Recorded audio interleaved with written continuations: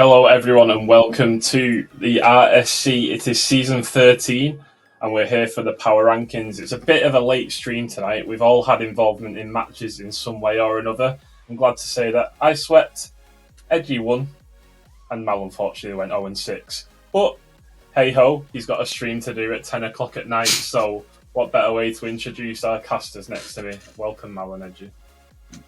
I mean, it's a great time to be here. We can see Edgy with his non-functional lights in the background. It's pitch black for him. So, I mean, I've always made fun of his lights, but yeah, it's nice to be here.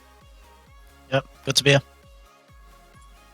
Yep, so you've all seen power rankings. So for the people who are new, we'll go through all the tiers. Obviously, we can do Premier this time because they start off with us in week 1 this time.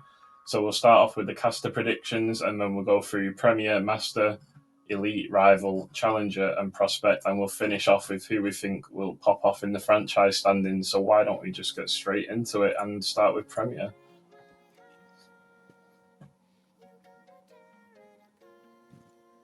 Yep, Glacies first. Yeah, so we'll start off with the 10th place teams. Yep. So in 10th we have Council of Sir. This is a roster. I've just literally just closed my window on accident. Hold on a second. This Council of Sir roster is made up of. Hold on, I need to get my Premier database up. Do you want me? I can take it. Go on then. You take it. Let me just get my tabs back up. This roster is it's Monkey Mode at 2010. Benny at 2005, and the letter P at 2000, and was predicted by all 3 of Arc, Friday, and D Lynch to come 10th. So it's not looking like they have a lot of hope in them there. I think P is Peachy Boy, if I'm not mistaken. But yeah, it's Team Monkey Mode, Benny, and Peachy Boy. I think the sort of general consensus was they've done well in Master before. I think it's their first step up to Premier, if I'm not mistaken. And just thought that they might struggle a little bit more with it being that huge step up to playing these, top teams for the first time, I guess. Yeah, definitely. We're not saying they're bad by being 10th, but if you look at the standard of Premier this season, I mean, even if you just look at the Ignis side, not just the Glacies side, it is literally stacked this season. There's a lot of day 3 players and people who have been in RLCS. So it'll be interesting to see if what they've got in their advantage is that they've teamed for a long time together and obviously won 2 seasons as well. So we'll see if they can make a shot in the 3rd season together with Benny as a new addition. But what can you tell us about Kronos, Mal? So Kronos made up of the players Matthew 55, Berserk, the Snake, and I want to say Lejeune, but who knows how you pronounce that because that is a horribly spelt name in my opinion. But from what I've seen in them play, they're not a bad team. Similar to what we said about Council of Sir, they were, I believe, predicted 9th by all of the all 3 of Arc, Friday, and D Lynch. And I mean, they played a couple of the Panthera monthlies together, from what I remember, casting them. And like I said, they aren't a bad team, but as you've said already, it's just such a stacked side, especially that Ignis conference, that I think it's just unlucky for them to be facing off against them. Yeah, but up next in 9th, we've got Momentum and Tenebris for DSQ and Momentum, obviously. So for the Momentum side, just trying to find it. We've got Jinx, Lord, Daiki, and Owen. Obviously, Daiki's been a long-term stay in Momentum for like the last 3 or 4 seasons. I think ever since Premier started, to be honest. Has dropped down in CMV, I think, from when he first started playing, but he's teamed with Owen and Jinx Lord here. I do think they're a team outside of RSC. I think they might be joined the Force. I could be wrong about that. But myself, D Lynch, and Friday went all 9th positions here. So that is why Momentum are 9th there. But Edgy, DSQ, and Tenebris, who's on that team? We have Lorcus, Freddy, and DS Beastie on DSQ. I can't say I know these players, but they've obviously been put in the 9th place, so maybe the sort of idea is that they might not be doing as well as some of the other teams here. Yeah, 2,160 CMB, 2,070 and 2,040. Not bad CMBs if you compare it to the Glaciers Conference, but in the Ignis Conference with all these day 3 teams, you've got 2,200 to 2,300 players across the board. So it's going to be a tough ask for a team that, I mean, Freddie and DSBC have played in RSC Premier before. I think they played under Kronos last season. But moving up next is Forge, Broker, and Panthera Esports.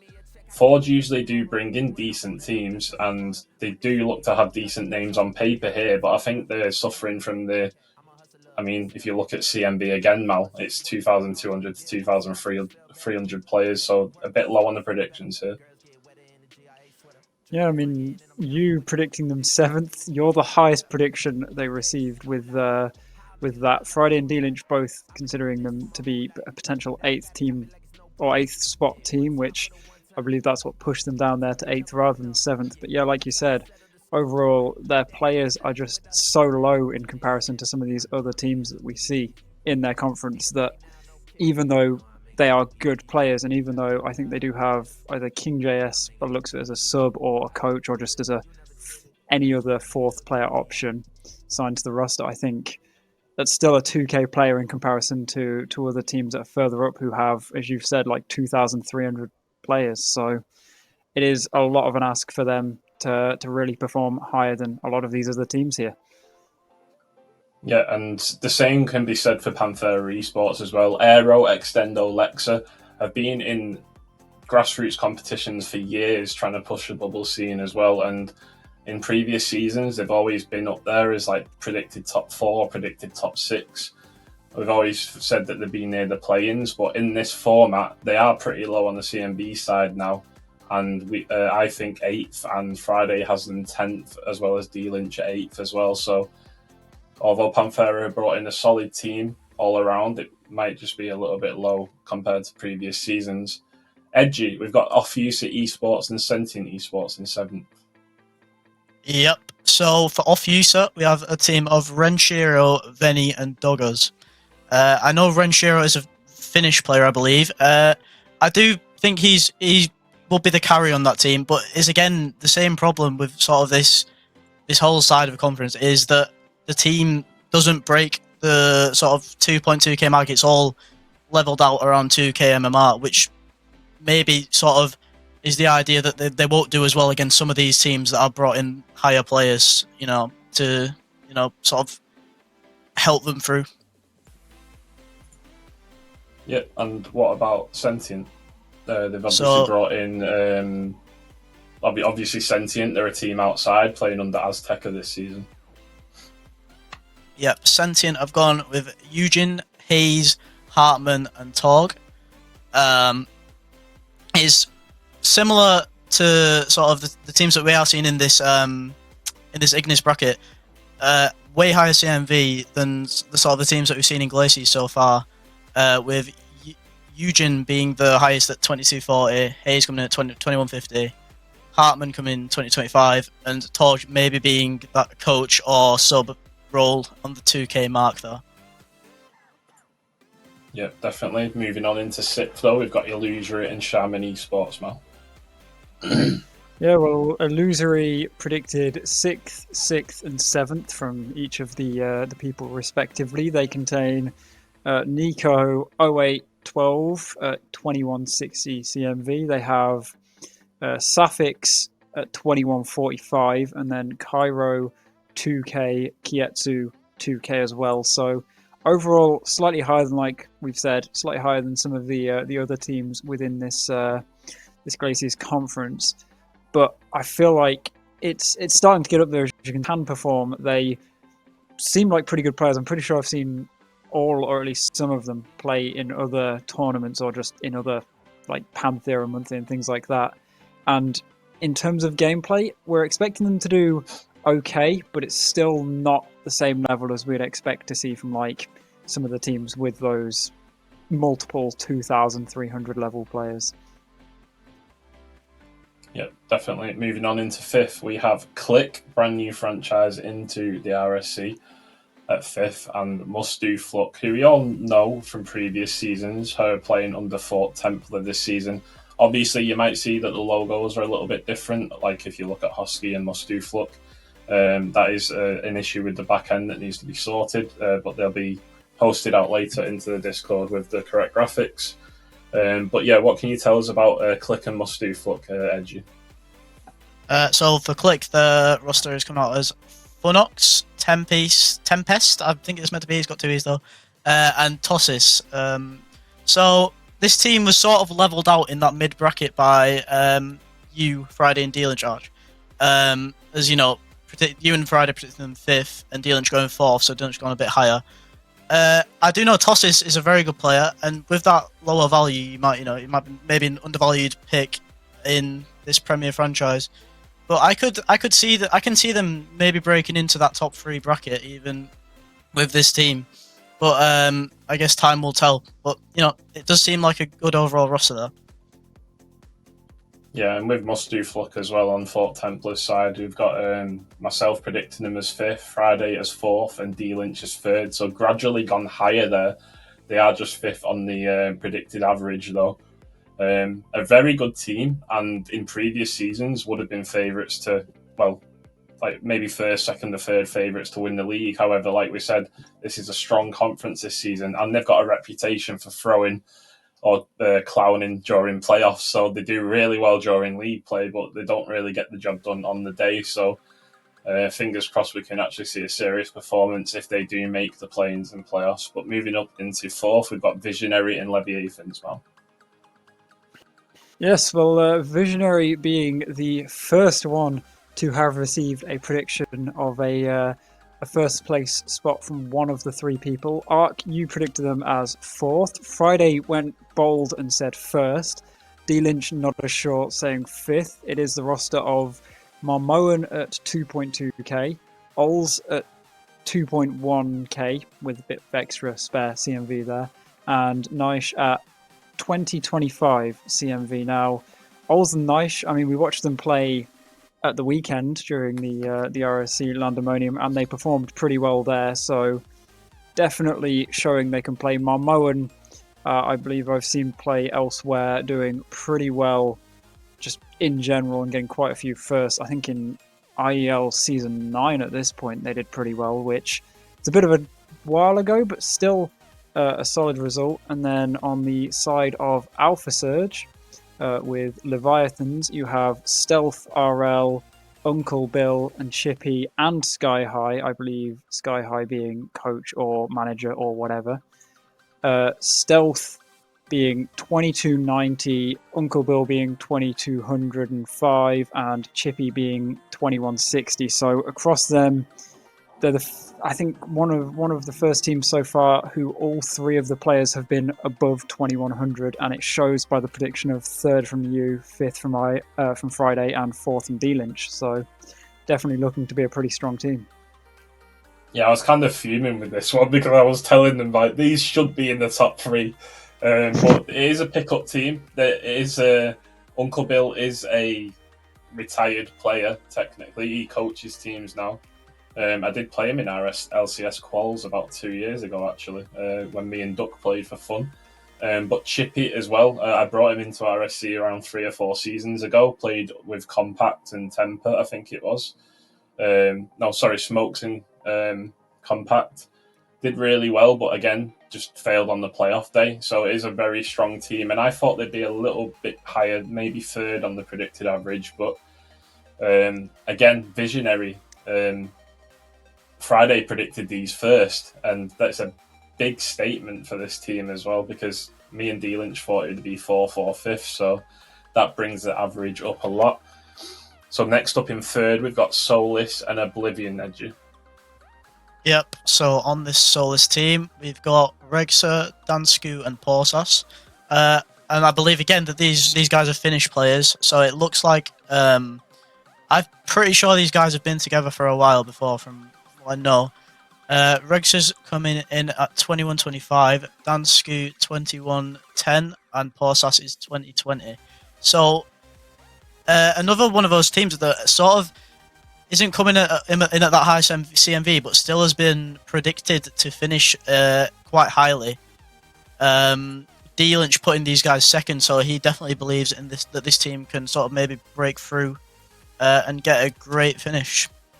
Next up, we're moving on to Shadow, who have Rico 2300 CMV, Rise Fox, I'm sorry if I butchered your name, 2300 as well, Flaco coming in at 2235, and Thony at 2k MMR.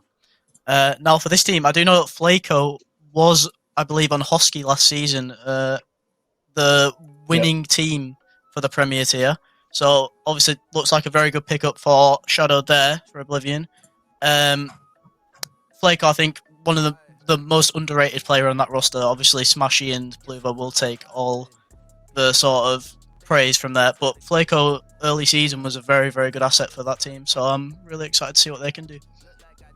Yeah, and they've actually kept two of the players as well, Reese Fox and Raiko. They dominated their conference last season. They were in Ignis in Premier, and they finished with 20 wins and 8 losses, a plus 22 goal difference, which was the highest.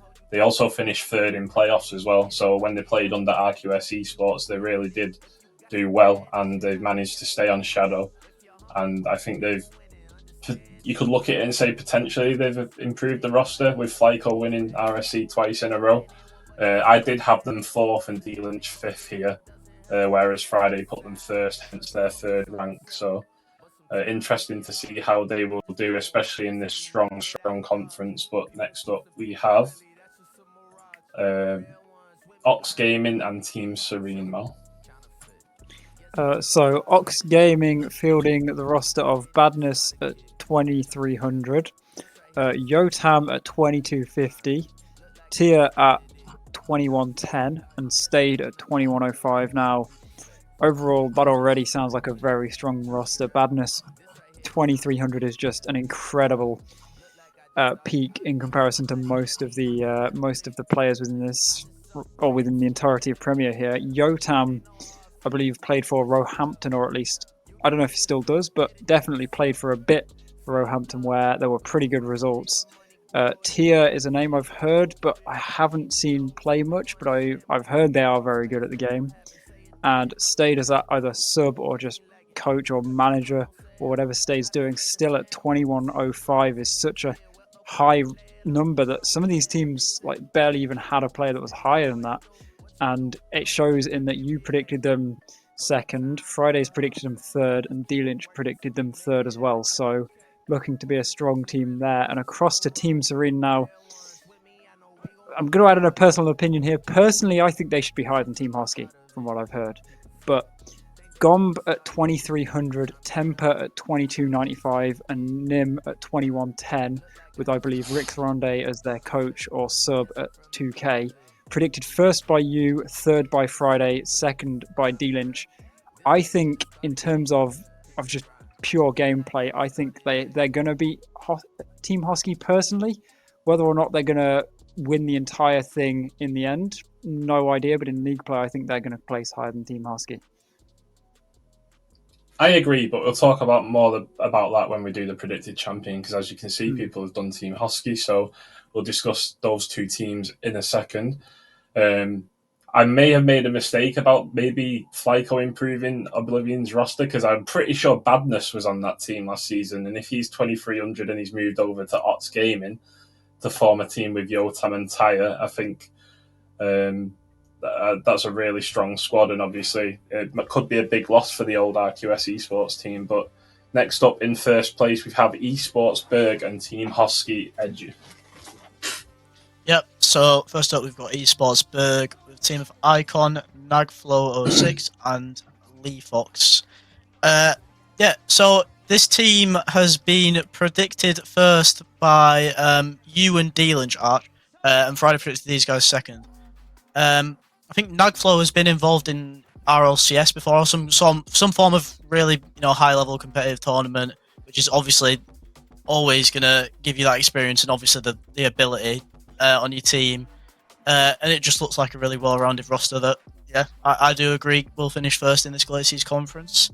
And then moving on to Team Hosky, obviously I'm pretty sure everyone here will know the team of Smashy, Pluvo, Noah Lems, and Cedric as the coach, I think, and sub. Smashy, obviously, we all know what he's about.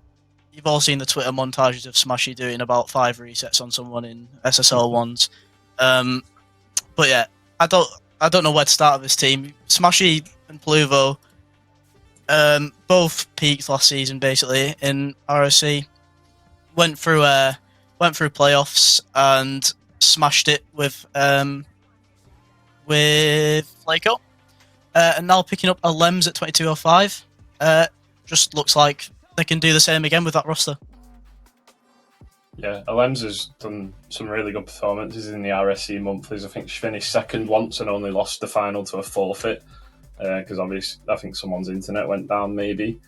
And then the second time she entered, she won it as well. A very talented Rocket League player, so I'm interested to see how they go ahead because obviously there was talks last season of like Flyco moving on and getting a new player in, and this is who they've gone with. So moving on to the predicted champion and Dark Horse, we've got Dark Horses as Shaman Esports here, which we were looking at the teams that we predicted like 4th, 5th, and 6th. But if you look at where we predicted these, it was 7th, 6th, and 6th between the three of us. However, Shaman picked these up after they won an RSC monthly, and Velocity at 22.50, Pablo Bar at 21.55, and Brooke 21.35. I'm pretty sure they've teamed for a long time as well. So, Mal, I think this could be not the most obvious dark horse, but one that feels right to pick based on the teams that are in this like tier this season. Definitely. I mean, we keep talking about those CIV ranges, and they are one of the teams with a relatively high overall team average, so they could definitely perform. It's just the question of how they perform in comparison to the other monster teams like Team Hosky and Team Serene that are chilling pretty safely, in most people's opinions, within those top 2 spots. Yeah, and next up, Team Hosky predicted champion. All I can say is why not? Because they've won it in the past two seasons. However, I'm with Mal here. I believe it's Team Serene. I did predict them first, and Friday went third and D-Lynch second, whereas D-Lynch and Friday... Oh, no, sorry, D-Lynch went first with Team Hosky, and Friday went second. He believes Shadow Esports would win the conference, but in my eyes, Mal, I think you've got to look at who's on Team Serene, and it's Gom, Temper, and Nim. I mean, I think pretty sure 2 of them have played RLCS now. Nim's qualified for like day 3s and stuff. Rich Ronde was a pro himself. The only reason that marks them down, I think, is being a pickup team because I literally bumped into them at Dusseldorf and just said, "Do you want to play for Team Serene?" And they were like, "Yeah, go on." So there's potential that they might not fulfill the fixtures. They might just treat it as a meme. Whereas Team Hosky is a solidified roster of 3 that will play together week in, week out. Definitely. I mean, beforehand, I'd asked a couple of people what their opinion was, and I think they held a pretty similar view to you that if Team Serene play their best Rocket League, they should be able to take it against Team Hosky. But, I mean, we can only really see that in the 9 weeks of gameplay. Yeah, indeed. And that is your Premier predictions. Thank you, D-Lynch, for joining us last night on that one. But we'll move on to Master. As you can see, we haven't got the delay on the stream this time, moving from 10 to 1. We haven't managed to sort the assets out because of the LAN. We've been very, very busy. We do plan on, when we move to the 2024 schedule, like making sure everything improves next year and maybe a revamp of graphics and stuff like that. But as you can see here, the power rankings for the pre-season. This is not done by us. This is literally how you performed in pre-season, not necessarily where you finish, but the stats ranks go towards that, like goals, assists, like win percentage, etc. So this is how it looks. Won't divulge too much into it, but as you can see, Infinity, Messiahs, and Sophos are at the top with Gladiators, Nox, and Haven there. But we do move into the power rankings for Master, and there we go. I think the delay is here. I think it was just Premier that it wasn't working for, because we don't usually do Premier at this point. So here we go. Iovi and Hades at 10th now. Yes, so Iovi being Sistema Solaris here with lovely cans at 1890, Halo at 1870, I believe it's Aya at 1795, and Spods at 1780. Predicted 10th place by all three, which, I mean, Halo, I believe, was player of the season for Elite last season, and I can definitely see why maybe they could struggle here within Master, as there are plenty of teams with higher level players just in general from those who have either dropped out from being a Premier player or just otherwise played well. But I mean, going across to the Might of Hades roster, that's a very nice name for the roster, makes life easy. You have Hear You, Knight, Hypnos, and Soligoat, who are all below 1800, which when you have teams with 1900 plus players here, it feels like maybe there is that big question of whether they're going to perform well. And I think as it stands, there's been nothing to show that they will perform well here. Indeed. We move on to Momentum and I paused Twitch stream here. I'm looking at the wrong screen. It hasn't come up on the mix yet, so we'll just divulge a little bit into the rosters a little bit more. So, Edgy, have you got any thoughts on Iovi and Hades? I think for that Hades roster, the main thing that's holding them back is they've not spent CMV well, clearly, without having that sort of carry player. I know Hypnos, I've teamed with Hypnos before.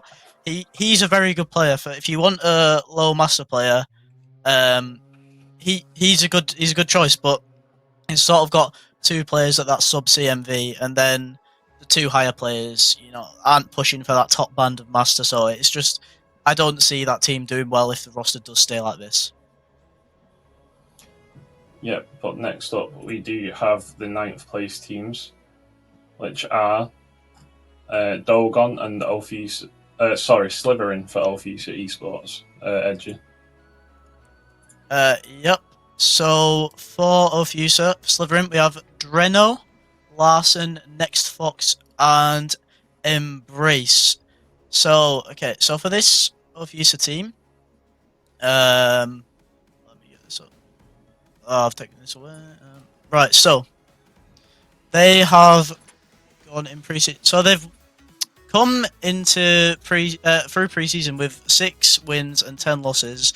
Sort of, I don't know how much you can sort of go off pre-season, with roster changes and who's playing, if the main roster's playing too much, but coming out with more losses than wins just sort of seems that maybe they haven't been grinding enough together or whatever, or maybe it's the team. But I think Dreno is a good player at that CMV, but just coming in with Larson and Next Fox, it doesn't impress me too much. I don't know how well it will do. Maybe they'll surprise me, but sort of the team, I don't think we'll be pushing for playoffs too much.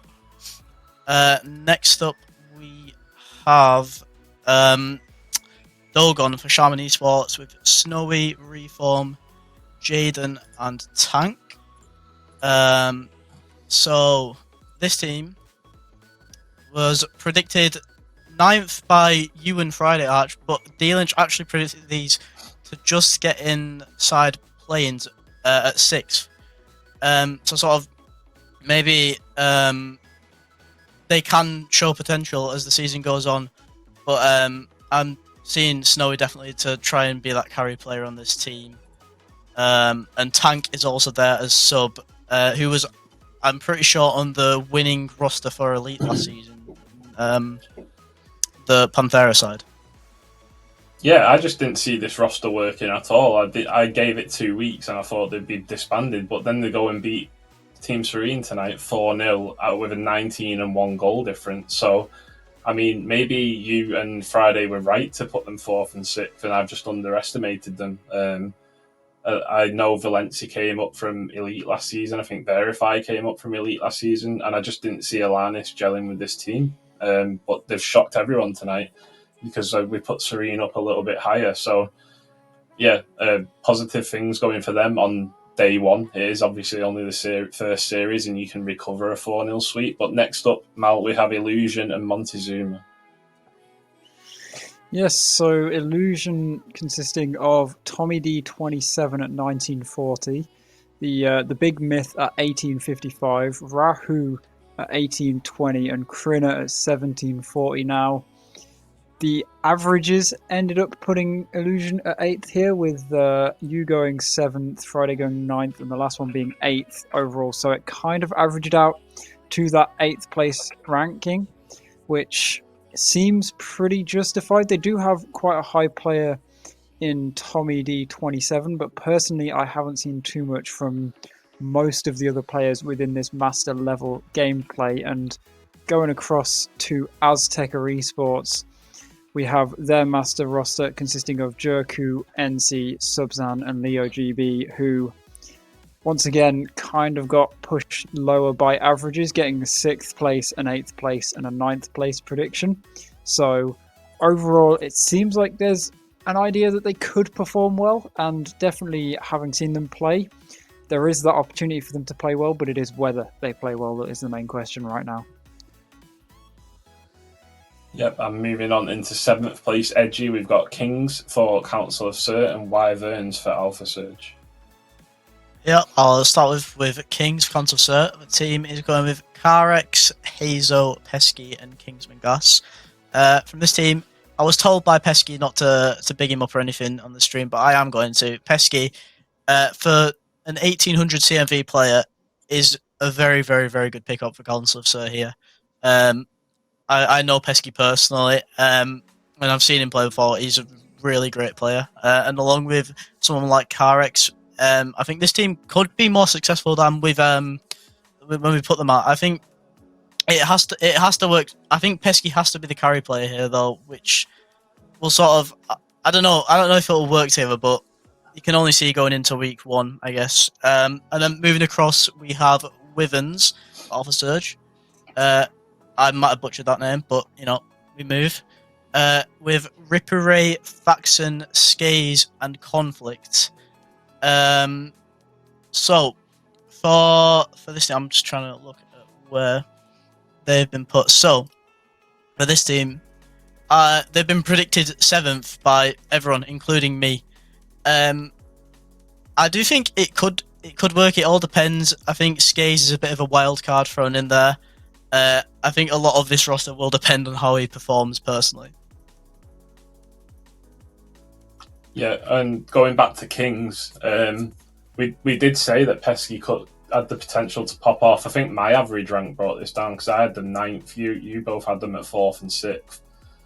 I just didn't see that kind of carry player there. Like Carex and Hazo are both at 1800s. They're one of the only teams who don't have a 1900 in the tier.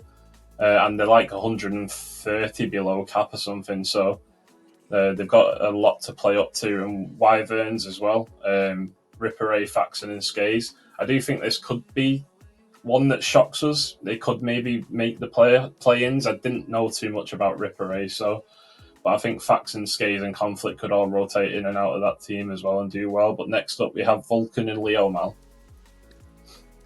Yes, Vulcan being Forg's master team, with Milner at 1925, Cubby at 1805, Ish at 1795, and Axios at 1740 being their sub player. The general consensus was about 6th, with a 6th place prediction, a 7th place prediction, and a 5th place prediction. I mean, their players, they have that good spread of CMV, but still compared to some of the teams that are going to be above them, they just have, I don't think, enough CMV They're really spread across their roster. Cap again, like the last team we said. It's that whether that how low they are beneath the cap is going to affect them. But on the other hand, a team that I think some people may be saying are slightly lower than they should be, after, I believe, correcting you from earlier, Leo getting a 4-0 result against Team Serene. They Emils, Alanis, Valenci, and Verify. I think you've talked about them earlier because you mixed them up with a different team. But 8th, 6th, and 4th on average puts them at 6th. And I think overall they've shown already that they can perform, but it's whether they can perform consistently that is the main question right now. Yeah, indeed. Let me just get my tab back up. So next up in 5th, we've got Heck and Nox Edge.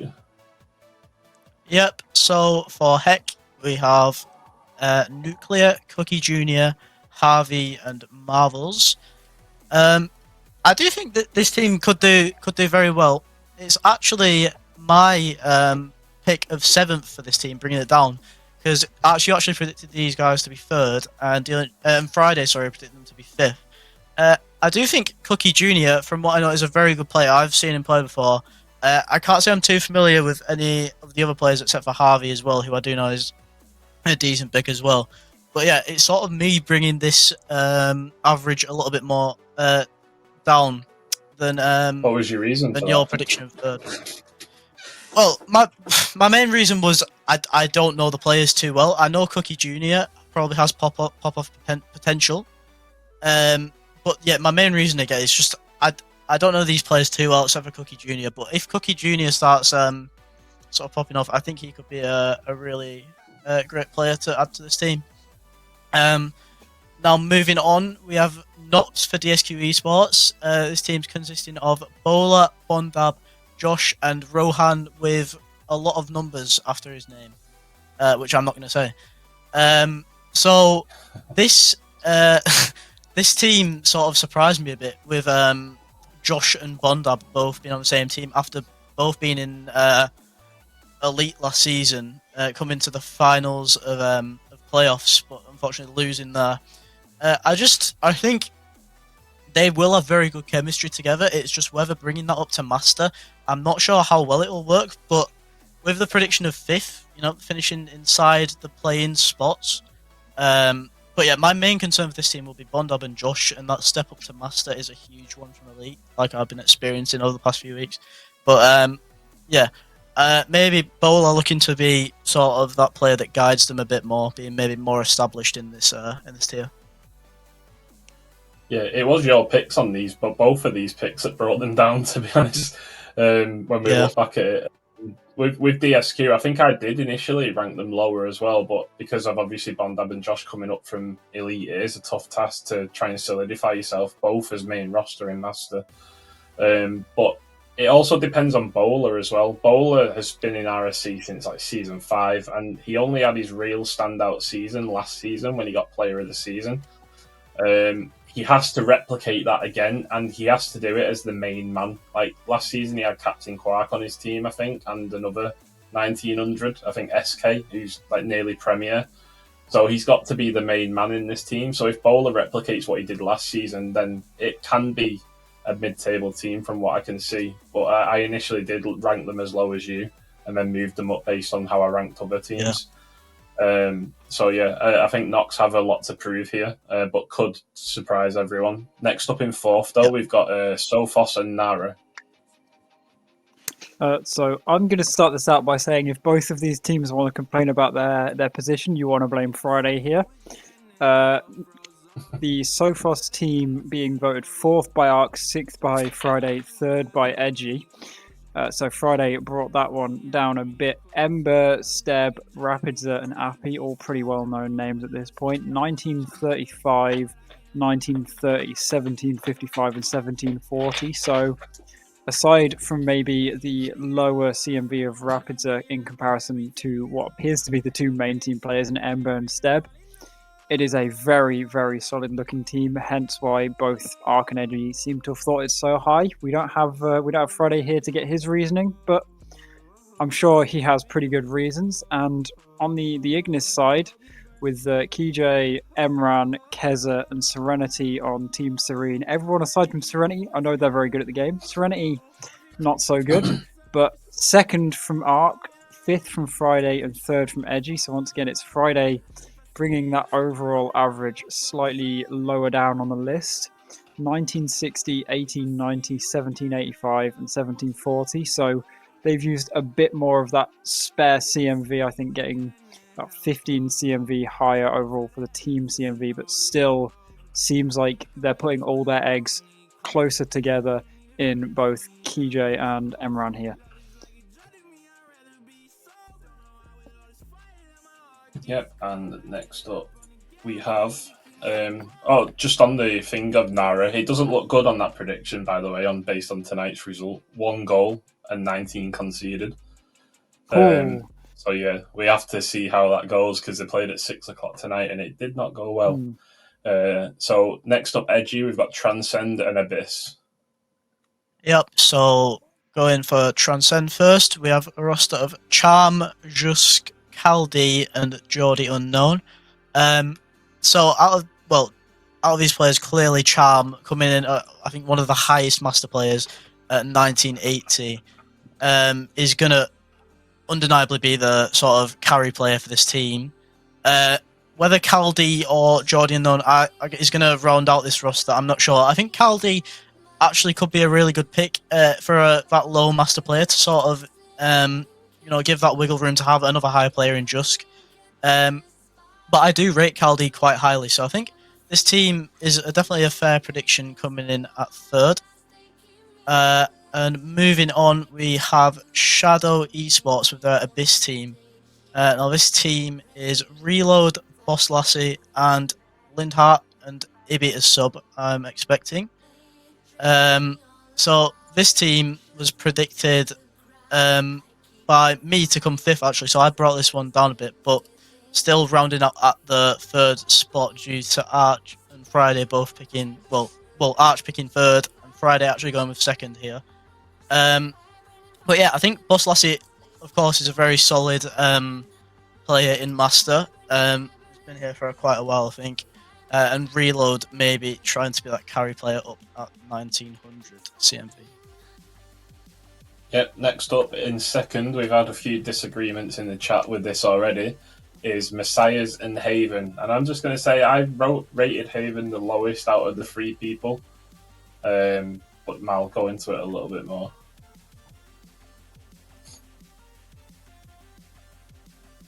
Sorry, my mic was muted. I just realised that. I was about to say we'll start with Haven, as you mentioned your prediction for them. As you said, you predicted them 4th. Friday predicted them 3rd, and Edgy, who is now probably sweating in his seat, predicted them 2nd after I believe it was a 3-1 loss to Wyverns, who are currently down in 7th. But on paper, their team doesn't look bad for numbers, with 1995 in Rene. 1810 for Wix, 1800 for Jax, and 1745 for Dash. So quite a bit put on Rene, and I feel like if Rene doesn't play well, it could cause them to lose against other teams. But on the other side, in Messiahs, we have Stupsy at 1960, Spoods at 1935, Omar A at 1770, and Barissa at 1740. Now, they used quite a bit of CMV there, but it seems to be mostly focused on those top 2 players in Stupsy and Spoods. Now, Stupsy, I don't know too much about. They're 1960, so obviously a very good player, but Spoods, I know, has performed well across ERS, across RSC, I believe, used to be in Premier at least last season, maybe the season before, and now down in Master. I mean, he's got the knowledge as well last season, didn't he? Yes, I think so. Was it? I think so, yeah. And I mean, it's shown by everyone's prediction of 1st, 3rd, and 1st, so. Yep, also made the preseason final but did lose. But next up we have Infinity, who did win that preseason final, and Gladiators, Edges. Yeah, this Green Phoenix roster of Infinity does look to be quite strong. My team on the other side, Gladiators, did play against Green Phoenix in the semi-finals of preseason. We got beat. They are a very strong roster. Mimical coming out as that higher player is a very, very good pick, in my opinion. I've played with Mimical before, a few seasons ago in ERS, and he's a really good person to sort of have around the team. He's always keeping people positive. And I think that team will have a really good mentor as well. So that's sort of the reason that they're 1st. And moving on, we've got Fort Templar Gladiators. So this roster is Scrub, Brun, myself, Edgy, and D Lynch. Well, what can I say about us? I think sort of I'm gonna have to adjust to playing Master as I've not been in Master in RSC before. I've always been an elite player. But I do have faith that we can do really well this season. Scrub is our carry as well as Brum, but Scrub is an unbelievably good player. Coming in at 1940, and me and Deal are just sort of going to alternate as third, I think. But I do think we can grind out the results and come first in our conference. Yep, and next up, we're just waiting on the predicted champion. But for the dark horse, we've got Sophos, which is predicting Click to win something as they first come in. And on the roster, we've got Ember, Steb, Rapids, and Appy. I predicted fourth on this. Friday went sixth, and you went you went third, Edgy. I was just looking at D Lynch's name from the previous tier then, but an average of 4.37, rank of fourth, predicted. Steb usually has good seasons in RSC. We did predict him very low last season, and it did come to light that it happened. He admitted after week 2 or 3 that he had a bad team and he left the team. I think he retired his sign-up, but I think Steb is successful. I think Ember's always been successful in RSC, even when he's moved up from Elite to obviously now 1935. Rapidza has gradually gone through the tiers as well. And Appy used to be a 1900 and playing Union Rocket League a lot. So I think they've got a solid roster over there, Edgy. Yeah, I do. I think Ember and Steb. I don't think that. So for this team, when you normally have a lower player, and in this case it's Rapidza, I think he'll have sort of adjusted to playing at a higher level now because he has been for a little bit of time now. I think he's had sort of maybe a few seasons as sub in the Master tier. So I think, of course, it helps having Ember and Steb, which will undoubtedly carry the team. But Rapidza probably is sort of more acclimatized to the Master tier now, and I think that is they are a good pick to be Dark Horse and could definitely get higher than they already predicted. Yeah, and I'll go to both of you on this one. So as you can see, the predicted champion, we've got Messiahs. Now, I was a firm fan of these being first in the conference and winning the whole thing. They did lose the preseason final last night. I don't know what roster they used. However, Stupsy and Spoods are those two players who are close to Premier. Spoods has been Premier last season. I think he played for Kronos. Obviously, Stupsy's very close to it.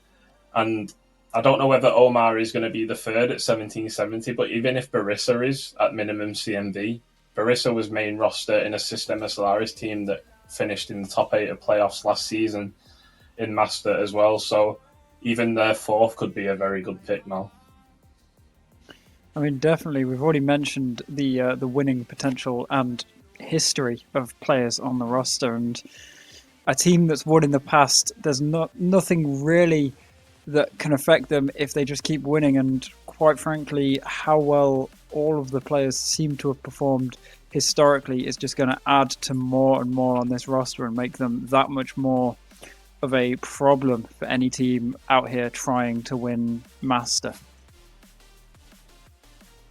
Yeah, Edgy? Yeah. Anything to add on that one? I think Spoods adds a huge amount to this team. I think Spoods, as well as being a very mechanical player, he's also just got a really solid rotation, and a team can just click around him if it's with sort of players that are aggressive enough. Yeah, I do really rate Spoods as a player on this roster, and actually he's really the main reason why I put these to come first. I think any team with Spoods on it is always going to do well, no matter who the second and third are, because he's that much of a good player in my opinion. Yeah, same. And obviously you win pre-season and sometimes it's cursed as well. Some people don't want that effect on them. So obviously I think Green Phoenix are going to be up there, but even though they lost the final, I think Messiahs could be up there again to win the whole thing. So that is your Master Power rankings. We'll just quickly... Edgy, can you stay, or can you do one more tier, or do we need to swap? I think we should probably have to swap here. Okay, so we're going to take a quick break and get Mr. Efficiency into the stream to close it out. But Edgy, thank you very much for coming. I hope you've enjoyed it. We'll be back in a couple of minutes. Appreciate it for having me.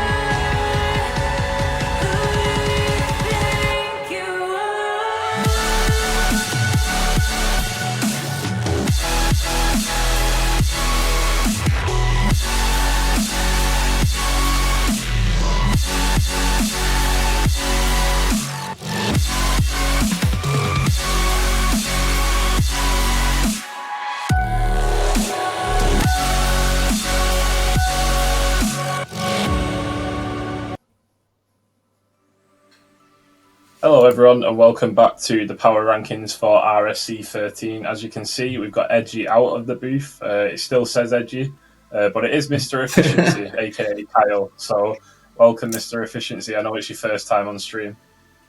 Evening guys, happy to be here. Yep, so Mr. Efficiency does play in the rival tier for Shadow, but I've got Mal joining me still as well. So we're going to go over the elite picks now.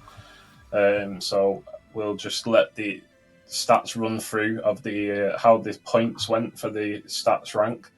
As we do that, I would have loved to have got Wolfie on for this because we had some good back and forths last night of Wolfie just saying stuff about the teams. I can't really say it on stream, but it would have been nice to have him on anyway. But we've got Kyle instead, going from elite to prospect, and as you can see here, Renai, Rux and Caspian were gold, silver and bronze in the Glacies side, and in Ignis we've got Temple, Drakes and Zulu.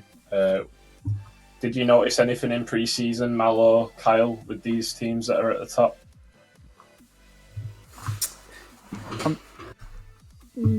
I mean, I'm going to be honest, and I think everyone knows I'm about to say this, but I don't actually keep up with what's going on in RSC most of the time. But I believe there was some pretty good. I do have some notes on Elite from what I was given, and I was told Fort Templars looking good, which isn't very helpful given they came 10th on the power rankings. So notes aren't really being helpful here, but I mean, they didn't do too bad from what I saw across a lot of the teams there.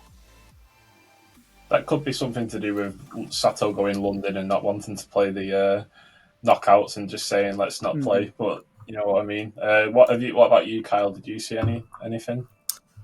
Well, the click roster is interesting. I've played with Lynx in the past, and I know he has the pop-off ability, and Frank is just a very, very decent player who has won the tier as well before. So it doesn't really surprise me that they did well. Only that turret is maybe a little bit of an unknown factor, but if he performs well, I think the team is gonna do well. Yeah, so we don't have the team names up yet, but we do have the logos, so we'll just get straight into it. We've got Profits for Visionary and Carbo for DSQ in 10th place now. Yes, so we see, as you said, that Visionary roster of KZ, Max Bash 66, Sharky and Dexy, so all round pretty well performing players historically when they played before. Obviously, I think Sharky was, I want to say, Challenger 2 seasons ago now. I don't know what tier he was last season, but the rest of the players, I believe, have been around Elite and Rival and Masterish for a bit now, but 10th place from all three people. It seems like there's a consensus here that they aren't going to perform as well as maybe they were or that they maybe want to, and I think Carbo on the other side for DSQ also getting all 3 votes for 10, so another team not expected to perform too great in Cakes at 1720, Ryan at 1710, Resist Jaguar at 1650, and Wessel at 1635. So all round, relatively mid-ranked team, but in terms of performance, not expecting too much from them. Yeah, they had the high CMB. I just didn't like Resist Jaguars going from rival to elite. We need to see how he performs. But in the RSC, Lanny performed brilliantly. I think they finished top 4. Ryan's a really good player. However, I know he didn't want to stay on DSQ initially, but he is on the main roster there now. So it could go well with Cakes. But Kyle, moving on, we've got Saturnia and Azuchi. Yeah, I'm going to start with Saturnia. They have Kylio, Bonesy, Limus, and Azamil. I personally have seen Kylio earlier in tryouts, and I was actually relatively impressed by him. He's a new player, so I'm surprised they're this low. I think it's definitely a team that can go higher. But yeah, it's probably because of the unknown factor of Kylio that they're this low, I would say. And then we have Azuchi with Witty, Ikel, Skates Game, and Limestone. I'm not gonna lie, this is a team I don't know too much about. Limestone, former rival player. But the other ones, I can't say too much about. They didn't have a great preseason. Finished only fourth in their group, so it's probably why they're this low. Yeah, I think Serenity's took a chance on this with his draft. He did sacrifice one of his picks to get me in rival, so he swapped a rival for an elite outright, and he did draft randomly. So he's kept the 3 players that did play the main roster in the preseason. They did draw 3 and lose 1 despite that 4th place finish. But yeah, it's one that we have to keep an eye on. But next up, Mal, we've got Rux and Thanatos. Yes, and starting out with Thanatos, maybe a little lower than people expected, especially given their pretty high stats rank overall, having performed quite well in pre-season. But 8th place with an average of just under 7, I think, an 8th place position from you, 9th from Friday, and a 6th place finish expected from Wolfie. The team consists of Connor at 1720, Raza at 1690, Sasuke at 1675, and Alone at 1645. So all players who I think, at least the ones that are known on that team, have performed well historically, and I think definitely could perform maybe higher than what they're predicted here, but it's still a question mark behind how all of the players will play together as the season goes further on. But across to Thanatos for Might of Hades in Terry at 1695, 385 MS at 1685, Swift Fox at 1660, and Hazar at 1635. A 9th place predicted finish by Ark, a 7th by Friday, and once again a 6th place predicted finish from Wolfie. So as a team, they're very strong, but once again, it comes down to how they play as a team as opposed to how they look on paper. Yeah, and in 7th place we have Velocity and Drakes. Kyle? Well, both teams have actually former players of mine from last season. I'm going to start with Drakes. They have RMD, Kel, Dode, and Bertram. I think it's a really solid roster, to be honest.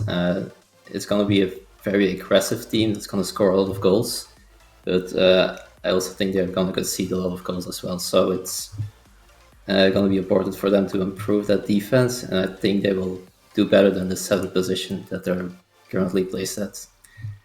And on the other side, we have Velocity with Vecta, Tuts, Mauve, and Raul.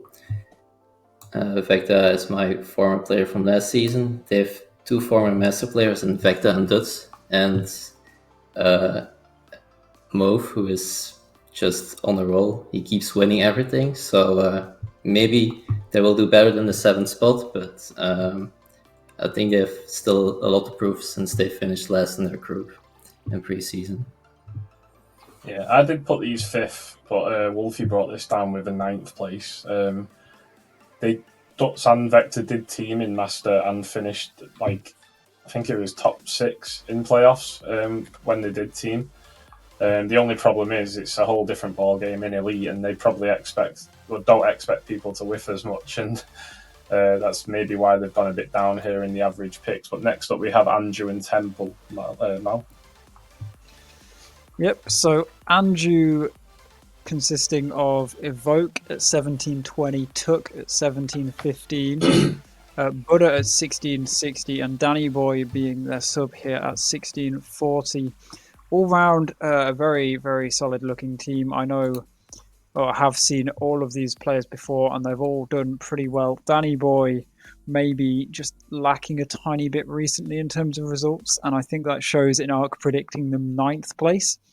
Friday with 6th. I just don't see this team sticking together. That's all. Wolfie seems to believe in them at the very least, going 4th for them, and I mean their stats rank isn't great in comparison to their voted rank by the 3 people. Sanctuary, on the other hand, I want to hear Wolfie's full reasoning behind this one, because we have Mamba here at 1705, Shad at 1690, Kane 24 at 1655, and Young Racerfire at 1640. Now, you and Friday seem pretty content on putting them 5th or 6th. Wolfie, on the other hand, went for 9th. So I think he's putting his reasonings in chat. Mamba, I will agree with him that Mamba can be inconsistent. Whether or not that can be said for the rest of the team, it remains to be seen. But in pre-season, they performed incredibly. So I think they definitely have that potential to show that they should be higher on this list. I did say to Wolfie, what do you mean? You got top 3 with him last season, but no, he wanted to violate Mamba's new team. So, yeah, like I said, it would be interesting to get Wolfie on the stream, but unfortunately, I think we'd hear a few things that we shouldn't. But moving on, Kyle, we've got Caspian and Tigris. Yeah, I'm going to start with Caspian. The team consists of Eel Crane, Brigdiggity, Wilkie, and Slimy. It looks like a pretty decent roster with Eel Crane and Brigdiggity, 2 very good players. They have a high floor. The only question mark is going to be Wilkie, I think, on the team. He's coming from Rival, and if I don't know how the team is going to function too well with him, but if he fits in Elite, it looks like a 5th place team to me. It's a middle of the pack one, but yeah, I think they will not do much better than this. And then on the other side, we have Tigris with Para, Soph, Spacey, and Vega. It's a very similar roster to the Challenger team of Shadow and ERS, with Para and Spacey on the roster as well. So far, they haven't done too well, to be honest. So maybe Seth can be the player that pushes this team to the next level. But 5th place, so far it's maybe a little high in my opinion, but maybe Seth can make a difference for the team. Yeah, a little bit high in Friday's opinion as well. He had them 8th. I did play Perry and Spacey with Strafe in ERS, and they did win. And then I found out that they were only like 2 and 5, so maybe we were just awful. I blame Wolfie. But, you know, could be a team that shocks us. Andre, I know Perry is very solid. He can do well. So I think it depends on Seth, to be honest. Yeah, definitely. I do think Spacey can prove himself in this tier though this season if he can mesh well with Perry. They did look like they had some signs of playing well together in ERS. Mm-hmm. But yeah, moving on, we've got Renai and Itzkatil, Mal. Yes, so we have Renai here at 1735 in the form of Frank, Lynx at 1750, Gorth at 1645, and Tomo at 1635. Now, that is a pretty solid looking team all round. They look good on paper. I believe in pre-season they performed very well, so definitely a player or a team that can do well. 4th predicted by Arc, 3rd by Friday, and once again I feel like most of tonight is just going to be Wolfie defending his opinion as he goes 7th place, which is a lot lower than what both of you predicted here. And I mean, Azteca is I think the first time it kind of flips around with a 6th place prediction from you, 2nd from Friday, and 3rd from Wolfie. So Friday, being on that team, may be slightly biased. He is 1725. Ellie Kitten 1690, Snow 1655, and Kajir, being the rival player of the season last season and a very good player, 1635 to round off the team. But in my notes that I have quite literally just written down Azteca pretty good. Whether or not that is true, because I was asking an Azteca source for that information, so I just told me to say Azteca was good for all of them. It's yet to be seen, but I think you should probably justify your 6th place for them. I just think it's a downgrade on last season, and that's just being brutally honest. You had Ellie Kitten, Friday, and Hypnos there, and now you've got Snow and Kazir. Now, no disrespect to those two, but coming up from Rival, yes, they won Rival, but now they've got to prove themselves in a much higher tier, and one of them is going to be main roster. It's not a case of being the sub. So, I mean, Friday instantly put himself high. Wolfie kind of agreed with me, but did put them third based on the other teams. But I went for sixth, and I don't think there's a scorer in there. I've never known Snow to be an attacker. I don't know how Kazir is about scoring goals, but I think you're relying on Ellie Kitten to score goals there, because Friday is such a defensive player, and that's just the way I was thinking behind it. But moving on, we've got Deception in third and Vanguards in third. Well, we can start with Vanguards. They have the former MVP of last season, Rulebag Noodles. They have Detroit, Satu, and Rox. On paper, this should be a very solid roster, I would say. Not really too much pop-up potential, but like a very high floor. So if they can find their rhythm, it will be a very consistent roster. But it wasn't there so far in preseason, so hopefully they can pick it up soon. And then we also have Deception. They have J-Hill, Smouth, Cynics, and Cyanide. I know Smouth from 2 seasons ago in Rival. He's a solid player. He was also last season on Deception, a roster that was above average, I would say. J-Hill is also a strong player. Question mark here for me is Cynics. In my opinion, they might be a little high with this third place, but we'll see if J-Hills and Smouth can really pop up for this team.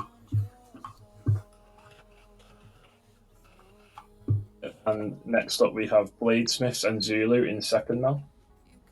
So we have Forge's team of Bladesmiths with Gaimi at 1700 exactly, Svante at 1695, Rapids at 1690, and Fane at 1635. Now, I haven't fully checked if everything's true. Yeah, this is the first team in Glacius to have had a prediction of first place from one of the 3 people. So it shows how people seem to be of that top 2, as I believe both of the votes from Ark and Wolfie were both second as well.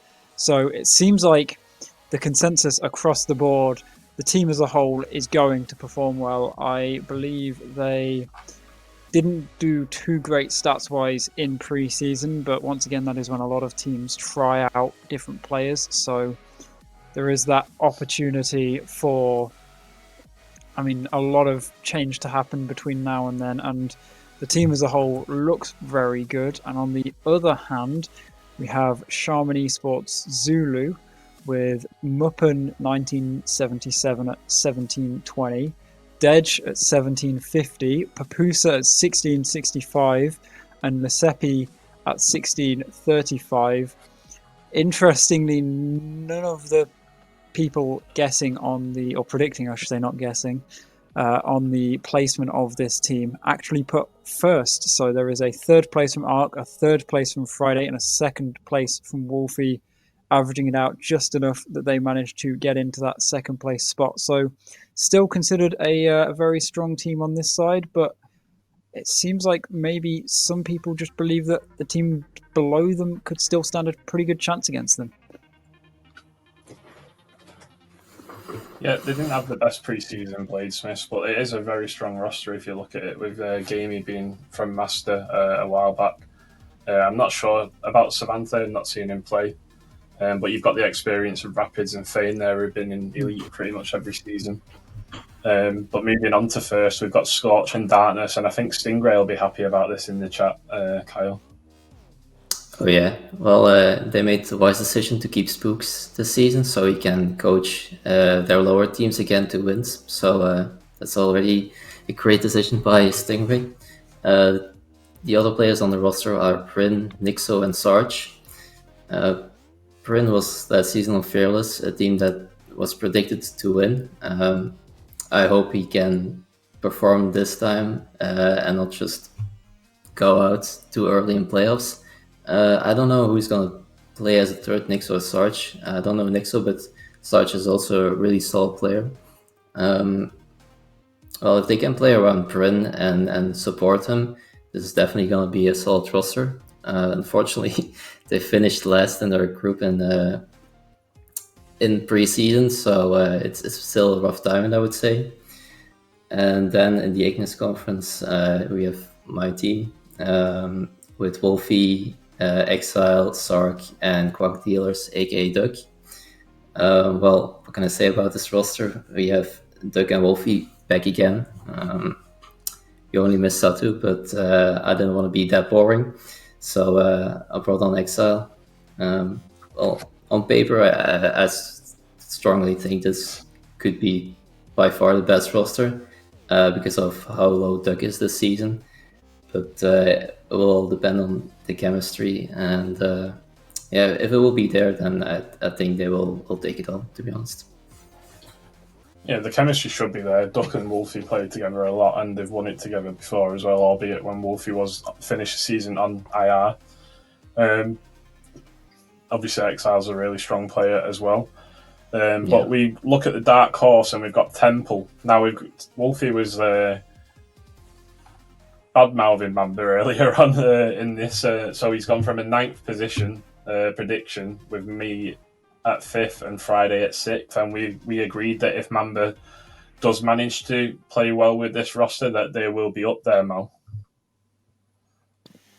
Yeah, I mean, I think I agreed pretty well with Wolfie that it is entirely on Mamba as to whether he plays, because I've seen him both do incredibly well while playing something like RSC, and granted it is 2v2 in comparison, but in Rocket Sundays I've also seen him fail to even basically be on the field. So if he can manage to keep himself there and within the play, I can't see any reason why Temple can't perform here. Yeah, but moving on to predicted champion. Now, there was arguments between picking Green Phoenix here for Scorch and Darkness. They were both predicted first, second, and first. I think Scorch, and obviously Darkness was second, first, and first. The argument behind Scorch was that Spooks is a coach and could put a lot of time and effort into coaching an already formed duo in Bryn and Sarge because they've been mates forever. But we decided on Darkness, Kyle, and obviously you're the GM of that team. So do you just want to go a little bit into your thoughts of, obviously you're in the call with Wolfie as well? Well, like I said, the chemistry with Doug and Wolfie last season, Doug couldn't find his form because he didn't have that chasey teammate, and that's why I brought Wolfie back. And Exile is just, in my opinion, a top 5 player in Elite. So I think that's why they should win on paper, and why I hope they will, of course. Yep, so that is your power rankings for Elite from the stats and the casters. So we can move on to Rival.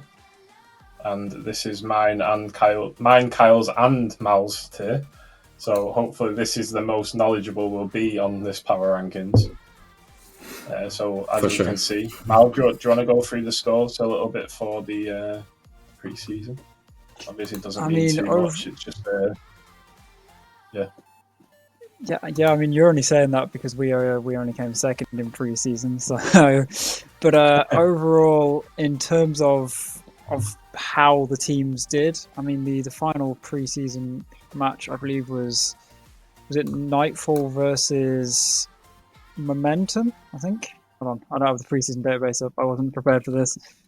Preseason. I think some of these names are a little bit mixed up as well, so I'm not sure what's gone on there. But that's even more confusing. Yeah. Team Serene is called Sentinels and every boss is fought Templar. But yeah, I'm not sure what's gone on there. But I'm sure we'll go straight into the caster predictions. So in 10th place for each conference. The names are wrong here as well. I'm not sure what's going on, but let me just check the spreadsheet just to double check. So it is Sanctum on the Ignis side, and in 10th place on the Glacy side we do have Green Phoenix, which is Ash, so the logos are on.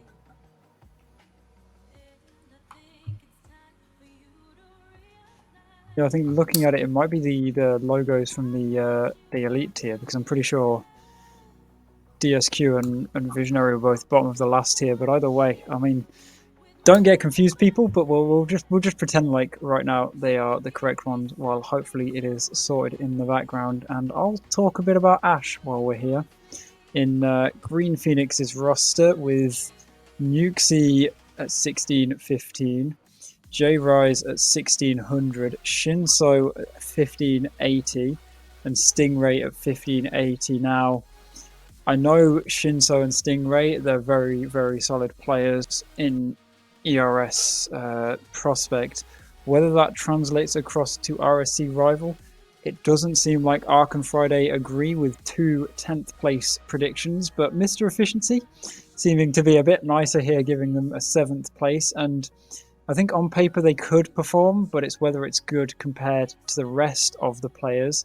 And Sanctum for Sanctuary here in Stealthy Wolf, Immanity, Izurke, I can't say names, and Hansen. Now, correct me if I'm wrong here, Rock, but that was the team that Team Serene played against earlier, and they beat them pretty well. Yeah, 4-0 with a +7 goal difference. So the game 1, night 1, Sanctum are already 0-4, which might be why we've put them here. Obviously, we did these last night, but obviously no disrespect. It's just a prediction. So moving on to 9th, we've got Tombo and Caligo. Yeah, Tombo consisting of Dan D rank, Flame, GCI or NPC Boy, and Steeblood. They picked up Flame right at the end of the transfer period. It's a decent pickup, but I think this team still lacks in terms of mechanics and like offense. So that's why they're this slow, to be honest. Then D rank is an okay player. GCI or NPC Boy is coming up from Challenger, and Steeblood is a very solid sub, to be honest. But I think they look like offense, so that's why they're this low. And then we have Caligo with Mythics, Last of the Wild, Yo-Yo, and Nations. Very familiar names with Mythics, Yo-Yo, and Nations here that have been on Rival for a couple of seasons now. Again, this team, it's just not it. They like offense. Yo-Yo and Nations teaming up again, it has not been that great last season, I believe. And I think, again, they miss that offensive guy that will make the difference for them. So that's why they're this low. Yeah, I also don't think Nations has confidence in himself as a player either. He has been in the elite tier, but sees himself as like a challenger player. But he's obviously minimum CMB for Rival and needs to just get his confidence back, because I do believe that he can play in this tier and higher. I just don't think he has that confidence in himself. But moving on into 8th now, we've got Montbelliard and Erebos, and it does look like the logos are fixed. So thank you, Source.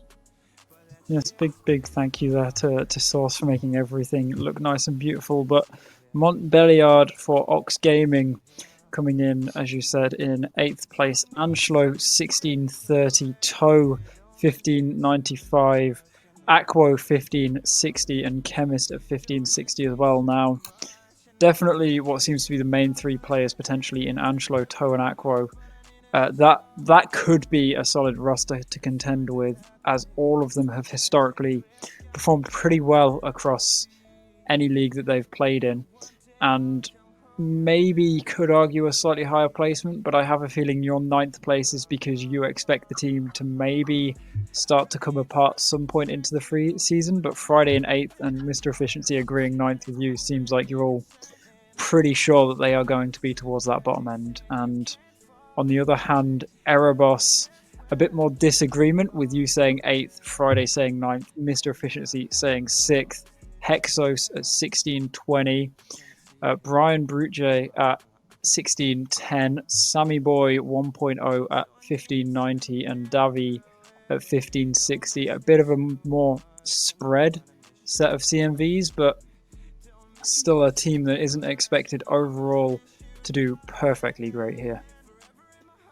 Yeah, I'm pretty sure 3 of these were in Challenger last season, which is why my and Friday's possible low prediction was there. I'm not sure whether Mr. Efficiency has seen anything in pre-season of them to put them 6th, but that was my thinking behind it.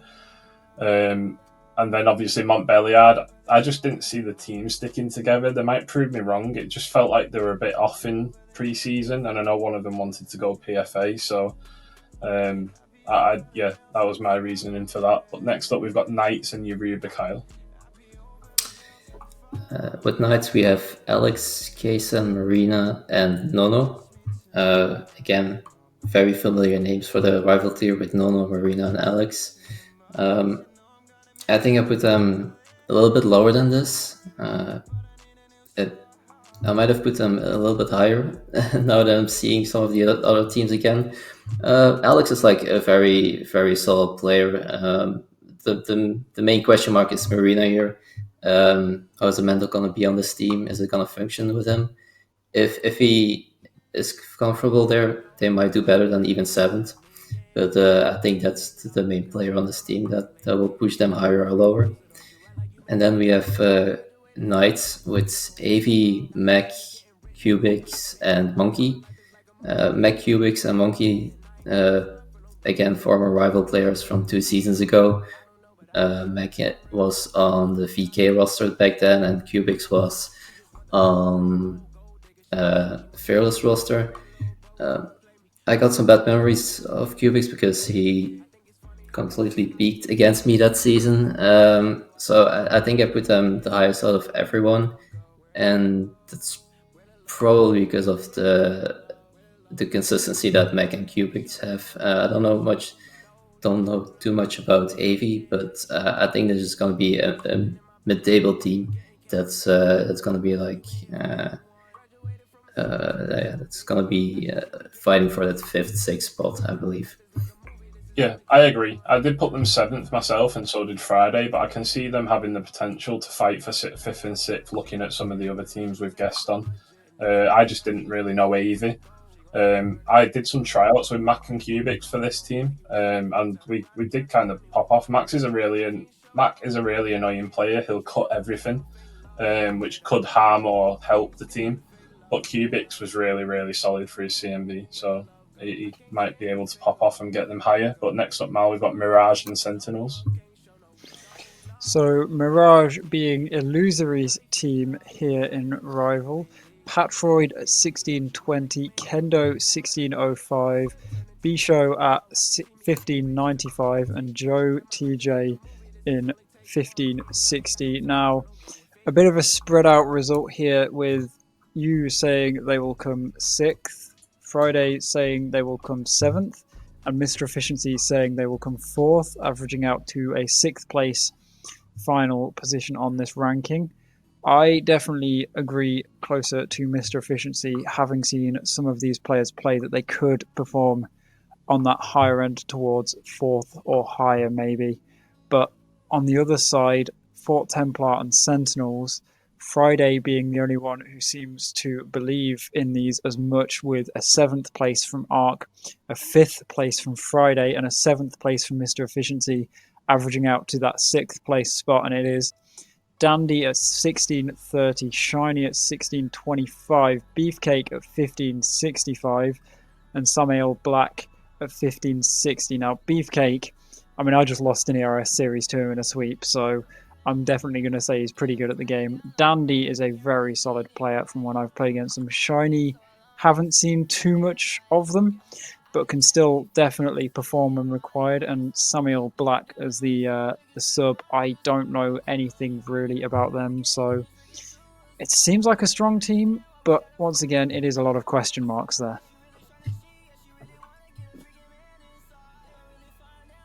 Yep, indeed. I feel bad putting Beefcake at like 7th, but my reasoning thought it was that Shiny was a challenger player last season, and now find themselves at 1625, which is nearly max rival from being challenger.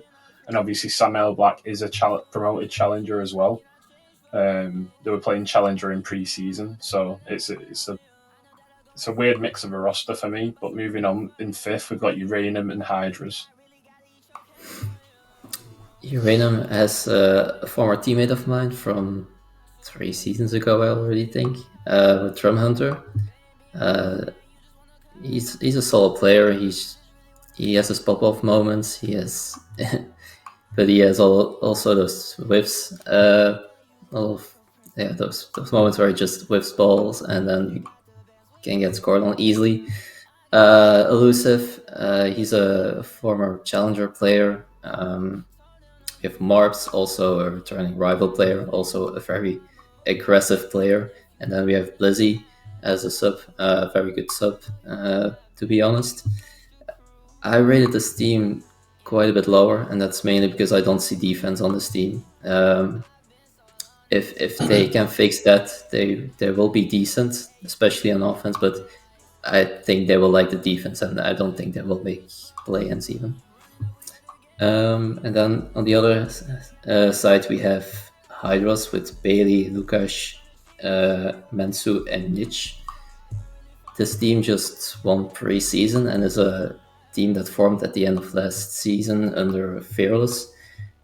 They're like a very solid team. First, I thought they would do worse, to be honest, but they have a lot of team chemistry, which is going to help them a lot, especially at the start of the season.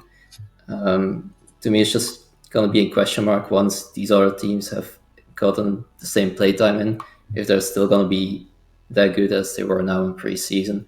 So that's the one question mark I have with them, and that's probably why they're 5th right now. Yeah, Bailey was a solid player in Elite as well, like really, really good. Like, can't get past him in defense, but he had issues working with Knights when I last knew he was in the league, so that could still be an issue with availability. And Nich has found himself fall from Elite to like minimum CMB and rival as well. Same with Mentsu as well. So these players don't really play the game in previous seasons, so we'll have to see how they go on. Obviously, they have just won pre-season, which boosts the case. But next up, we have Python and Tizok. And Python being the Glacius 4th place, Killer at 1610, Tornado 1595, Beeping Sheep 1575, and Laroni at 1560. Now, you were the only person to actually put them at 4th place. Both Friday and Mr. Efficiency thought they were 6th place, so they may know something that you don't, not sure, but Killer, a very good player from what I remember. Tornado, not a name I remember at all. Beeping Sheep, I believe, played at the LAN this weekend, or at least someone with a similar name did, and I may be getting them confused, but from what I remember, performed very well. And Laroni, I always call Laroni a god tier defender. Seems like it's only against me that Laroni's a god tier defender, but that maybe that's just my experience. But on the other side, Tizok, a team I was about to say downgrade from last season, but I think last season they were 4th on the power rankings as well. They have Sen at 1615, Hyperia at 1610, Hazard at 1600, and Mash at 1565. Now that is entirely different to their rival team of last season that did come 1st place, and that is because all of them have since moved up into Elite. But 3rd place from Arc, 4th place from Friday, and 4th place from Mr. Efficiency shows that there's still quite a bit of trust within this entirely new Azteca team here. I actually thought this was going to be a really good team with the main roster, Senhai, Furia, Hazard, but they've lost 3-1 tonight to Onka, which might justify why we've got Onka above them as well. So let's move on to 3rd place, Mystics and Onka. Mystics, they have Evelios, Kev, Hunter Sam, and Maui. Again, very familiar names.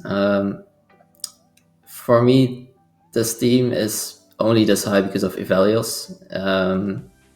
The other players are like solid players, but Evelios pushes this team to like playoff contention. It will be a very offensive team as well, with a lot of demos and disruptive plays.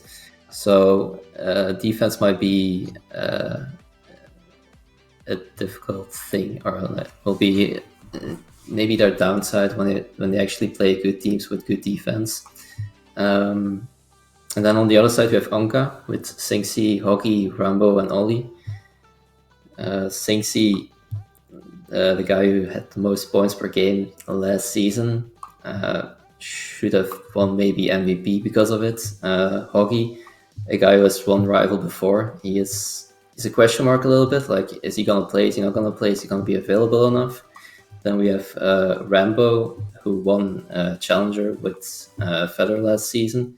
And last we have Ollie, who is somehow 1560.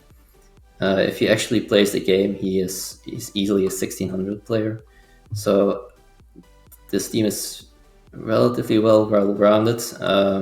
If they find the right chemistry, they are definitely a team that's going to contend for the win in the end.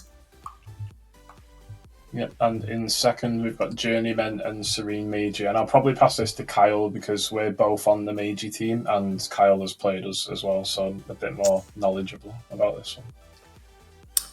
Well, I put you second, but I swept you, so maybe I should have dropped you a little lower. But I think you guys will be really solid. Offensive masterclass, to be honest, with Dodge and yourself being very aggressive, Luke Voss being the third man, and then Mel as a really solid sub. So, in my opinion, easily a team that's going to contend for the win in the end. You can come out straight with it, Kyle, and just call Luke Foster the monkey keeper. It's true. It's true. Like I dodged probably 100 demo attempts in that one series from you guys, so everyone's warned. They will demo you. But yeah, it's gonna be fun playing against you guys for sure. And then on the other hand, we have Journeyman with Shattered Fusion, Gecko, Mox, and Robin. It's the former Symbiote roster from 2 seasons ago. I think they're only this high because they're in a weaker conference. It will only depend on if they find the right chemistry back from before, but I don't think that's going to be enough this time. They will actually have to be at their peak to contend for the win this time compared to 2 seasons ago. So if they can improve to their former selves, then they can rival the other top teams. But it's a big question mark at this point. Yeah, 100% agree with you. I do think the other conference is weaker, and I think the chat agrees as well from what we've seen. I don't think a roster that was together 2 seasons ago can compete as high as it did. As now, I think this is the highest standard rival has ever been, based on the 11, 12 seasons that I've seen. But moving on into first, we've got Continuum and Nightfall. Mal? Now, I mean, I like mentioning when the first team that shows up that has a first place prediction, I like saying when that appears. Now, the impressive thing that has happened here in Rival is not only has there been a full consensus on one conference's first place, there has been a consensus on both conferences' first place. Both of these teams got predicted first by all 3 of Arc, Friday, and Mr. Efficiency. So that alone already shows how much how well they're expected to do within their respective conference, with Mithril, Lankai, Mr. Efficiency, and Salt Skegger on Nightfall. 1560 for Salt Skegger, 1585 for Mr. Efficiency, 1610 for Lankai, and 1630 for Mithril. Now, he was very nice to our team, so I'm not going to bully him here. The overall team for Nightfall looks very good, and I think the first place is warranted. They've performed well throughout all of pre-season. The team itself is just a very, very strong-looking team.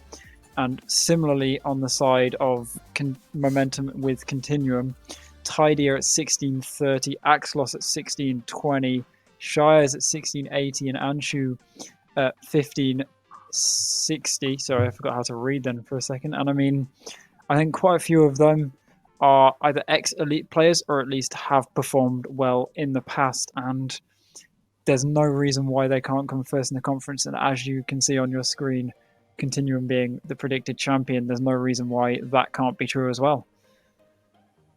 Yeah, I think the whole of the top 5 of Ignis is pretty much ex-elite players at this point. I think it's a stacked conference, and I think the predicted champions came down to at least 3 names in Nightfall, Continuum, and Meiji as well. But as you can see, Tizok are the dark horses here.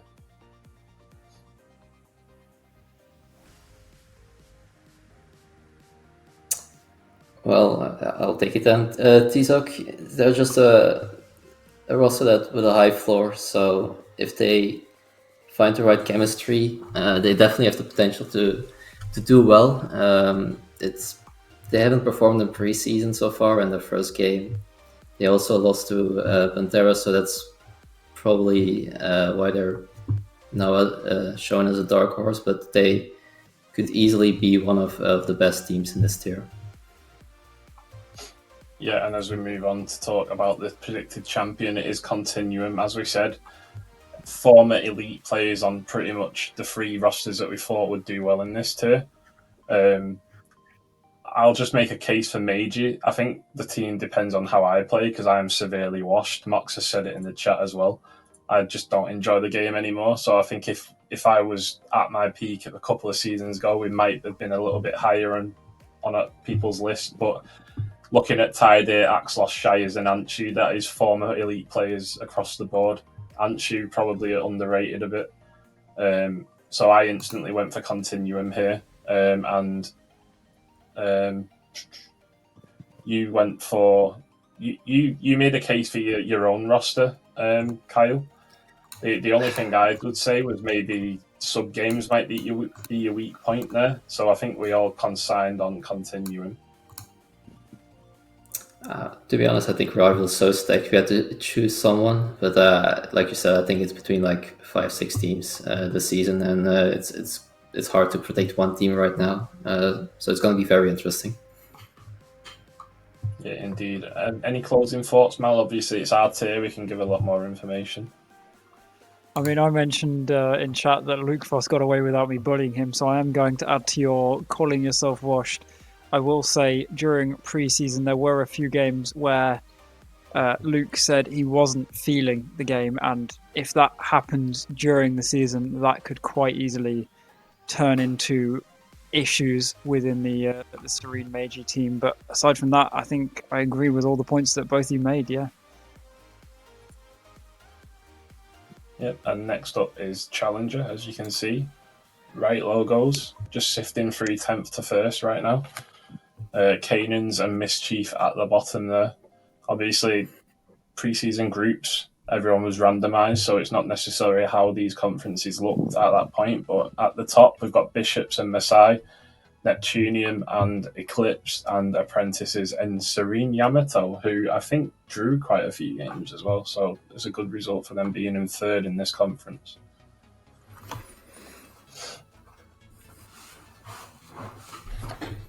Yeah, I mean, look at that Glacius conference. In terms of, I know obviously preseason isn't always the best to go off, but just in the pure stats ranking, they have Bishops first place. I'm assuming Bishops won the entirety of preseason because they are over, or almost over 200, like stats points, whatever the technical name for them is, over Masai on the opposite side for Ignis here. So maybe looking to be, at least in preseason, slightly swayed in favour of Glacius here. Yeah, and we move on to the actual caster predictions. This is what we did, so the last screen isn't anything we've touched. This is what we're going to discuss now. So, Kyle, we'll start with you. Mischief and Canaans. On Mischief, we find Adam Bone, Devish, Teddy Bear, and Shaq the Mech. Devish being the GM of DSQ, and Teddy Bear being a player coming up from Prospect. He was on my radar last season for Prospect, but I think he's a little light for a challenger. They also were not supposed to have this as a trio for their main roster, so yeah, there's not much hope for this team yet. Maybe they can pick up a good third and get a little bit higher, but I think for now it's fair to put them 10th. And then on the other side you have Mischief with GR and Spongy, Oliver MH, Matt Blue, and Simsy. Spongy coming up from Prospect as well. I would say this team has definitely the potential to go higher than just 10th. Spongy being a guy with actual decent mechanics, and then Oliver MH and Matt Blue, who are solid, so I could see them definitely go higher than just 10th.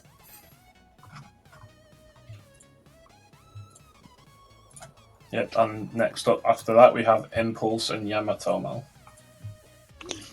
Definitely. Well, Impulse, a team that was pretty even across the board on votes. You gave them a 9th, Friday gave them an 8th, Oldham Stee gave them a 9th, and while I didn't do any voting here, I definitely have said going into this that I would expect them to not perform too great. Having seen it, and I know Potter is going to disagree in chat here, I'm keeping it honest. It is Potter 1555, Mock 1525, It's Lucas 1460, and Tygo 1445. But I think the issue with the roster isn't necessarily the individual or team skill of all of the players. It is more to do with maintaining the mental within the roster, because I know Mock can't always take a loss too great for his mental. If the season doesn't go well for Mock and he starts tilting, it can very easily transfer over to Potter and maybe even the other 2 players on the team. And if that happens, I don't think there's much hope of them getting out of the nosedive. But on the other side, Serene Yamato with Luke MD 99 at 1555, Hobo at 1505, Raves at 1495, and Sir Pegasus at 1445. Now, the vote seemed pretty sure between Friday and Hold'em Stee with 9th and 10th. You seemed to think they would perform much better at 4th place in your guess. And I don't think I'd go as low as 4th place to go with yours, but I would give them a solid 7th or 8th myself, as Luke MD, he's teamed with me a bit. He's a very solid player. Sir Pegasus, he's played with Luke a lot, and so could definitely have some synergy within there. But across, compared to maybe some of the other teams, I can definitely see them being beaten out by a lot of the stronger teams here. I'm a bit surprised by the 9th and 10th, to be honest, since they were 3rd in the conference in stats points, but fair enough. I'll just go a little bit over Potter's, because he's one of my good friends, and obviously just give my reasoning. So basically, Impulse finished 8th last season, and Lucas was on that roster as well. He had Louis on that roster, and they still didn't perform, even though Louis came down from Rival. Potter's coming down from Rival as well. It just feels really similar to last season. Potter's not a carry player, and he's going to be 1555. Sorry, what's his value? 1555. That's correct. Yeah, 1555, trying to be the main man in this team, and Potter isn't a scorer. He's usually a 3rd man. So I just don't see where goals are going to come from. And like you said, the mentality with Mock as well. He, compared to his team last season where he had 2 1600s, he now needs Potter to carry.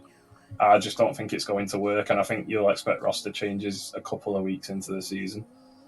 But in 8th, we've got Cascabel and Crusaders. I'm going to start with Crusaders. A familiar name, Barmenitan, Abdul K. Oder, Mr. Eriksson, and Xeno. Abdul K. Oder, player who has won Prospect before. He's a very demo-heavy guy. Mr. Eriksson, just a solid rotational player. And the same with Barmenitan.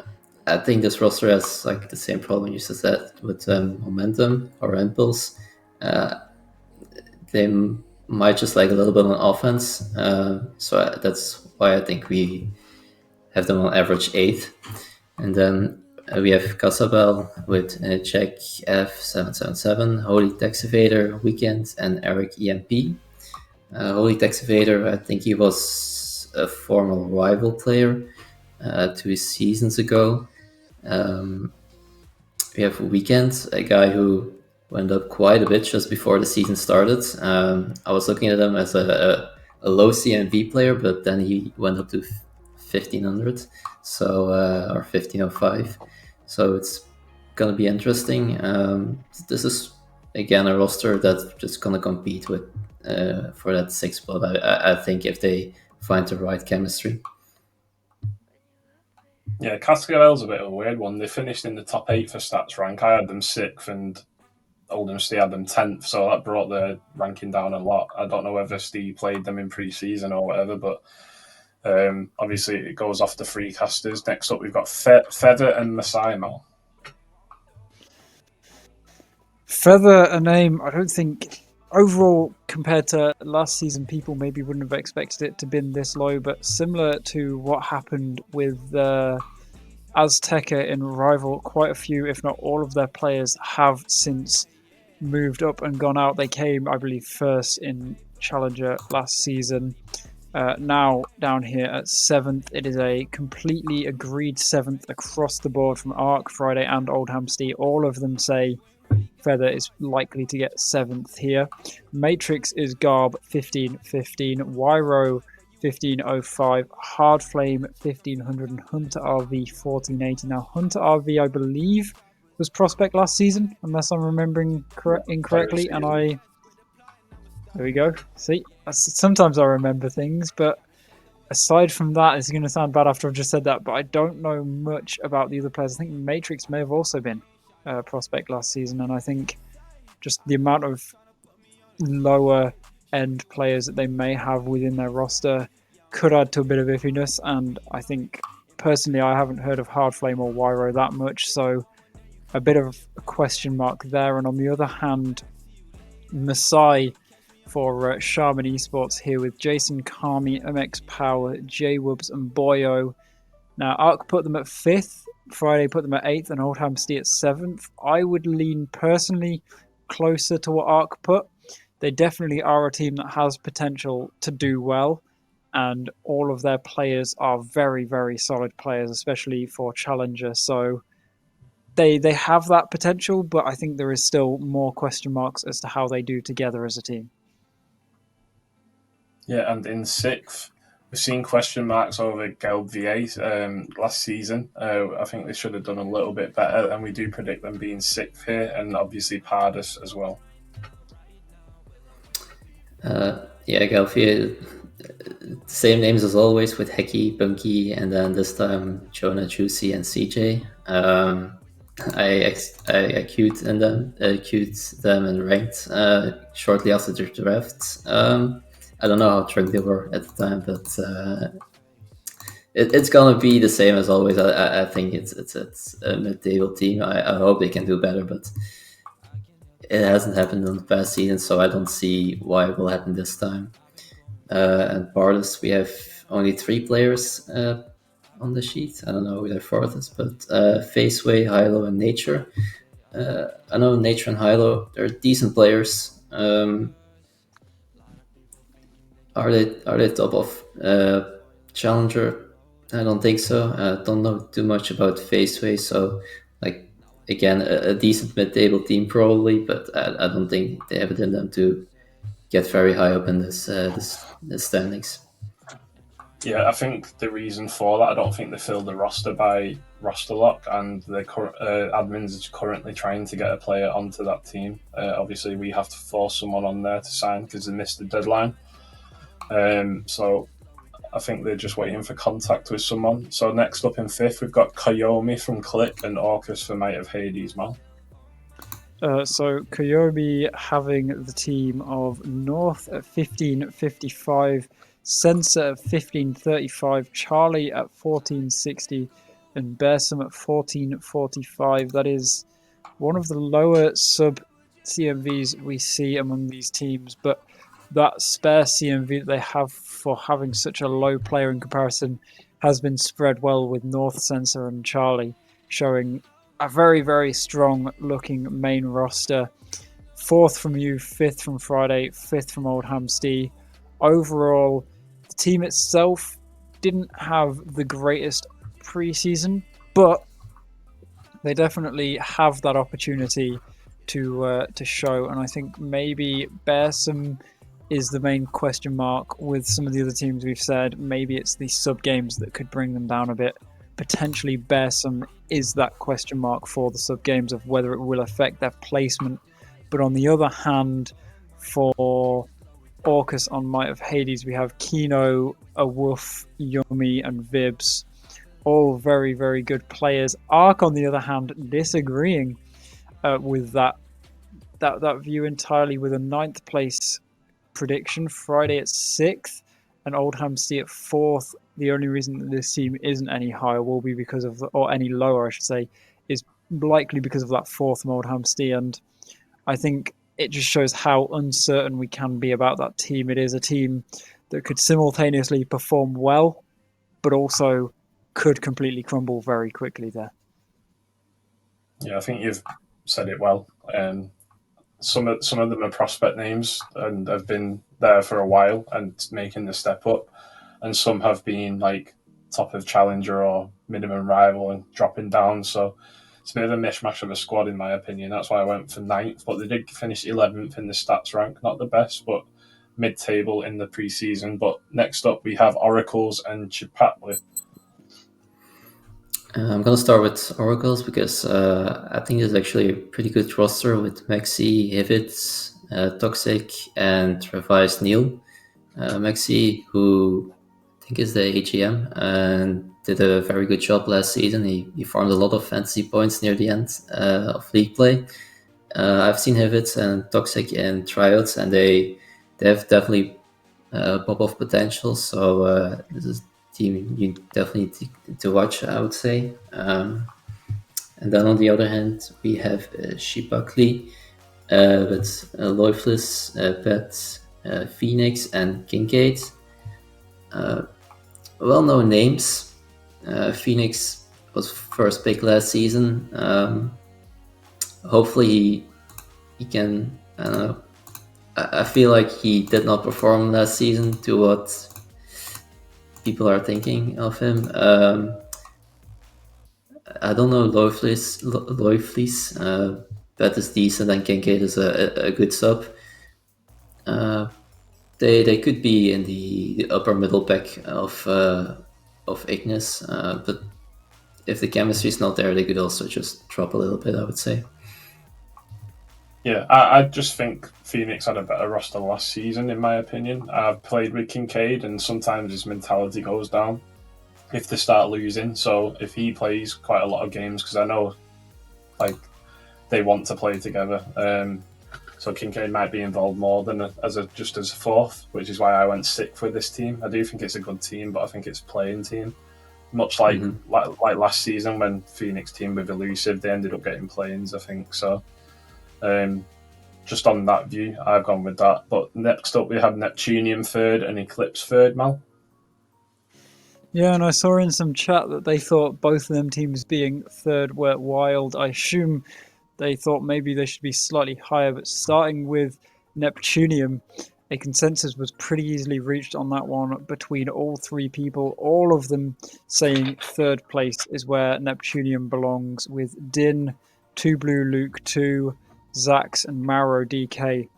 All names I've heard of before, and overall stats rank of 2nd place shows they definitely have the potential to perform as one of these top teams, and they are all very good players with just expertise within playing either in RSC, ERS, or just generally having experience with whatever rank they are. And on the other hand, a little less consensus reached for Shadow Esports and Eclipse.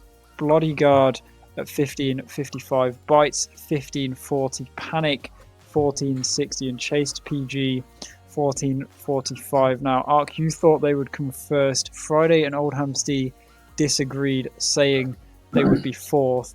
I think from what I've heard in chat and from looking at their stats rank, I think definitely somewhere between that 1st and 4th is where they belong. So I think the 3rd place, maybe edging towards a 2nd place, could be on the cards for how good Eclipse are. Their team as a whole looks very strong, and I can't see any reason why they won't perform in this coming season. Yep, and next up in the 2nd, we've got Apprentices and Komodos. Apprentices, we find Quarentra, Nolran, Latern, and Andre.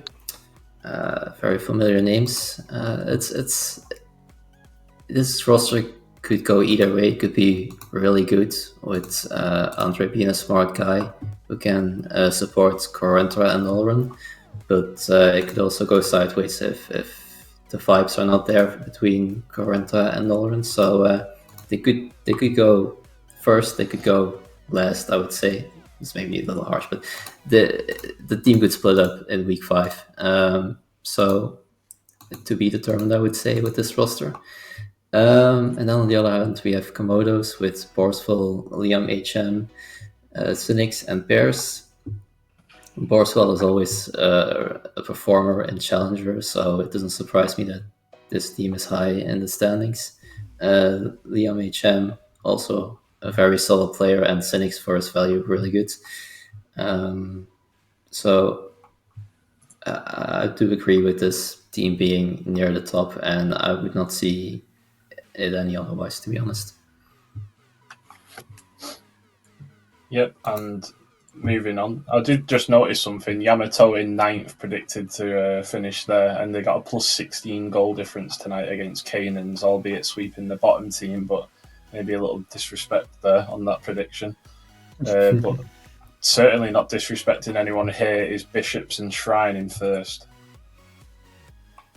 I mean, what can be said about these teams that isn't already said by that first place? We have Rube at 15.55, Sam Dusk at 15.40, Ronan at 14.50, Simdog at 14.45. Now, all of those play at the game and can all individually perform well, and it's shown from how they did in pre-season that they can definitely perform well as a team as well. So first remark, first from Friday, the only thing that prevented a full consensus was Oldham Stee, considering Apprentices being that first team, so only gave Bishops a second place prediction. And I mean, in terms of stats rank, they were obviously first, as we saw earlier. On the other hand, Sanctuary and Shrine, Azza 2 at 15.45, Starman Bozo at 15.30, Ozan at 14.55, and B-Shake at 14.45. Now, you predicted them second Friday, and Oldham Stee predicted them first in their conference. And I think Starman Bozo, I mean, he's criminally undervalued. He is such a solid player for 15.30, having played with him for most of this ERS season that is currently on. And Azza 2, I've heard good things about. Ozan, a very good player. B-Shake, he's not great at the game, but overall, the team can perform very well here, and I think they're rivaled definitely by some of these Glacius teams, and I think Shrine's main question won't be within its own boundaries, but against those first, second, third, and maybe even 4th place teams predicted here for Glacius. See, I only put them second because of their pre-season. They had a horrible pre-season, 17th in the stats rank.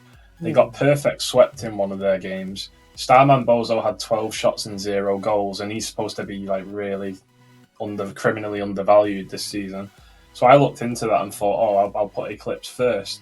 But then tonight they've just gone and won 3-1, and like nearly every player got 2,000 points. B-Shape, the lowest player, did get 2,200 points. So when I'm boosted it to 1440, and he's getting 2,200 points, it's looking good for them. But I do think it depends on how Ozan and B-Shape complement that third position, because being the same value, rotation can hurt a team.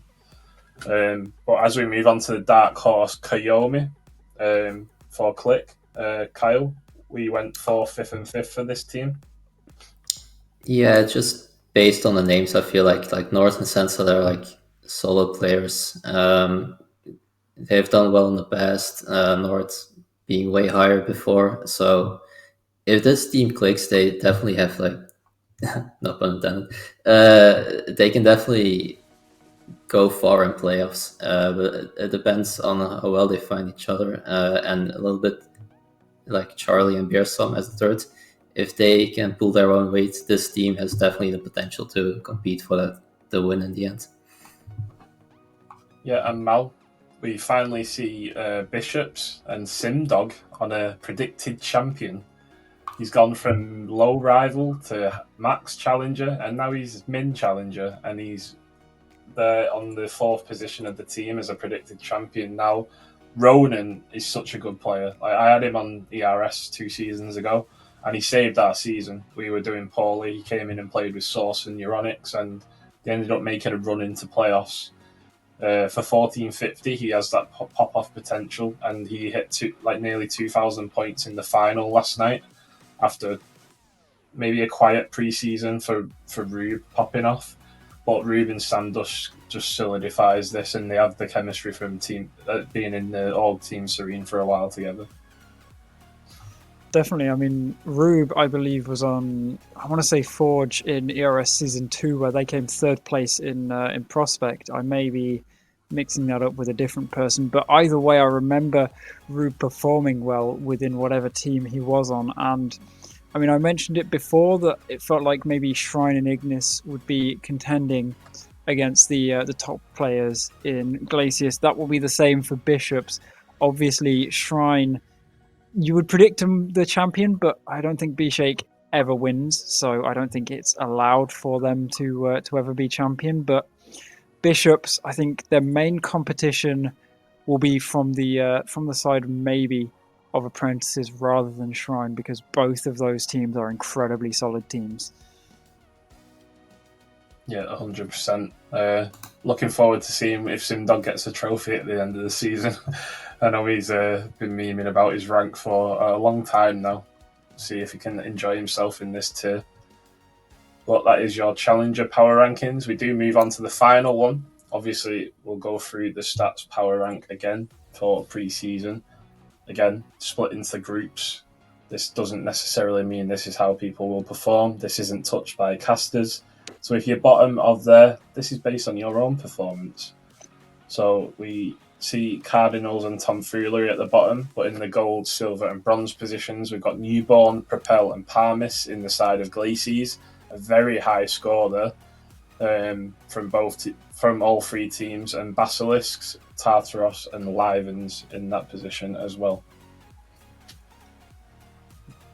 I mean, we look at the numbers there and compare it to potentially the Challenger one, where it seemed like I think the top 3 on Glacius had more stats points than even first place on Ignis, whereas this one, there's still that slight lean towards Glacius in overall stats performance. Once again, it's pre-season, so take it with a pinch of salt, but it's still showing maybe the teams from Glacius, they could be expected to overall perform slightly better, but there's definitely competition coming out from Ignis here. Yeah, Gav said that they swept pre-season finals against a team that was impossible in actual league play. We do see that sometimes in obviously the pre-season. Saw it in Challenger 2 or 3 seasons ago as well. Zulu have also used like 1700s teams in Elite this season, so it does happen, but it's a big confidence booster for people who can sweep that in the finals, Mal. As we look at Tomfoolery and Cardinals, we did predict them 10th because they were 10th in pre-season as well. Definitely. I mean, Tomfoolery and Cardinals, 2 teams that it seemed like, there was a complete consensus from all 3 people. This time, Yannick being the person to join Ark on Friday, so any grievances, bring it up with him. But Fatty Kyle, 1390, Daromus Games 1350, Benny 007 1320, and the Master Kulag at 1200. They weren't predicted to do well by all 3. They didn't do too great in terms of stats rank during preseason, sorry. And similarly on the side of Cardinals, with Moroconda at 1400, Aviator at 1300, Flairwolf at 1260, and Agarius at 1200. Once again, all predicted 10th by Yannick, Friday and Ark, and I believe also having the lowest overall stats points value of all of the prospect teams. So there is major questions as to whether these teams can perform at all compared to a lot of the other teams that are higher up on this list. Yeah, the main reason for Cardinals was the fact that they're like 100 under cap. They only signed Moroconda on the final day as well, so they still have 100 to work with.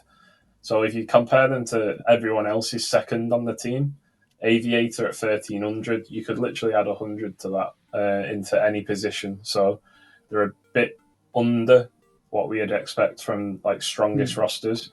And then with Illusory as well, they're almost games. I know he's gone to the RAF for a while and he's obviously trying to get a career out of that. So he hasn't played Rocket League for like 4 or 5 seasons since he played for Overture.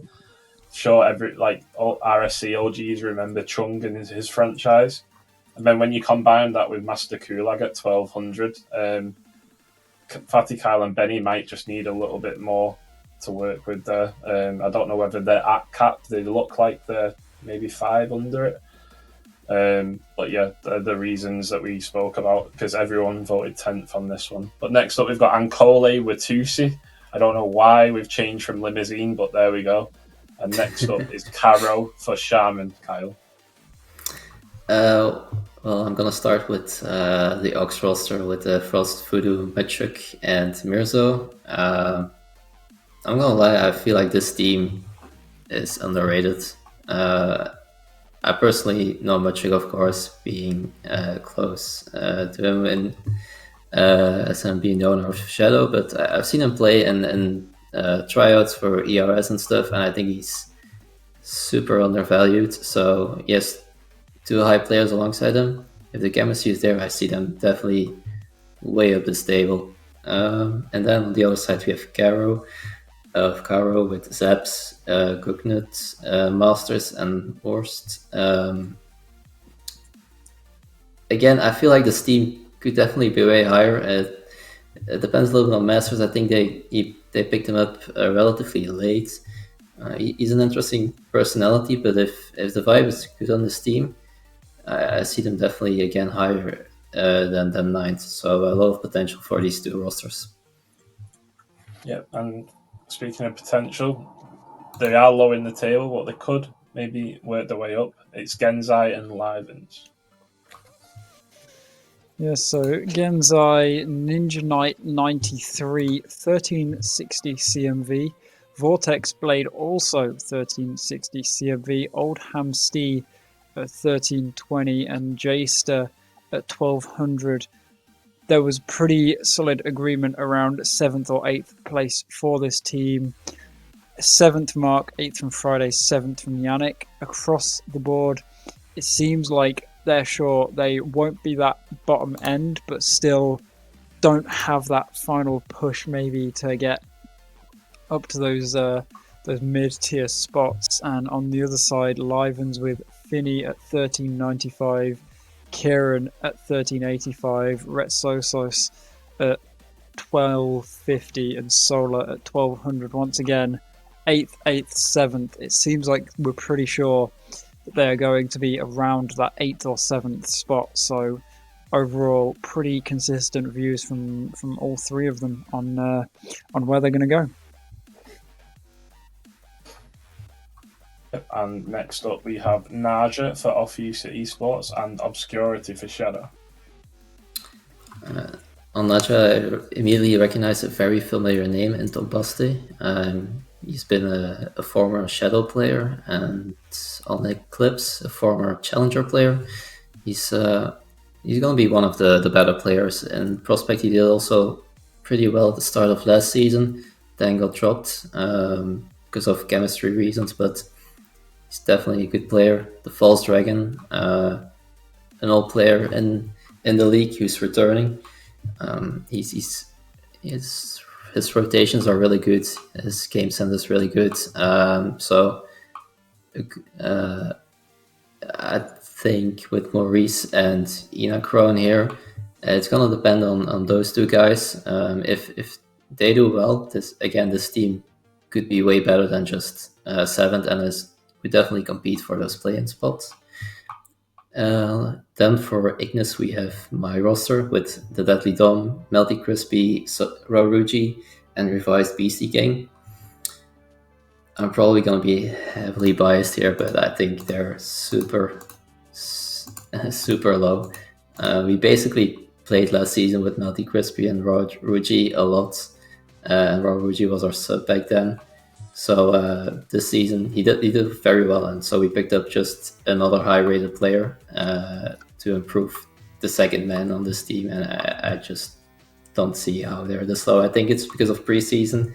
They played a lot with the other guys. They had a forfeit as well there, so that might be the reason. But I don't think they will be out of play-ins. I agree with you. I think Dom's a solid player. Melty Crispy is one of those carry players in Prospect. He's been here for seasons now. I think he's stuck to the wall in Prospect. I don't think he's ever going out at this point. He's been here all the time. But I put them 6th, and the other people put them 7th and 9th. So, yeah, I brought that rank up a little bit. I do think having 1205 and 1200 is a risk, but if Rodriguez knows Crispy, like, it could work. But moving on is Craftsmen and Tartaros. Craftsmen, one of the only undefeated teams in the tier, despite only winning 1 game. They won 1, drew 3, and Sir Scoobigan dropped 2k points, I think, in one of the series as well. So a solid team, possibly in pre-season, despite finishing where they did in pre-season. And then you've got Tartaros, Mel. Yeah, I mean, you mentioned how they did in pre-season. 6th place vote from you, 5th from Friday, 6th from Yannick. So very, very well considered middle of the table kind of team here.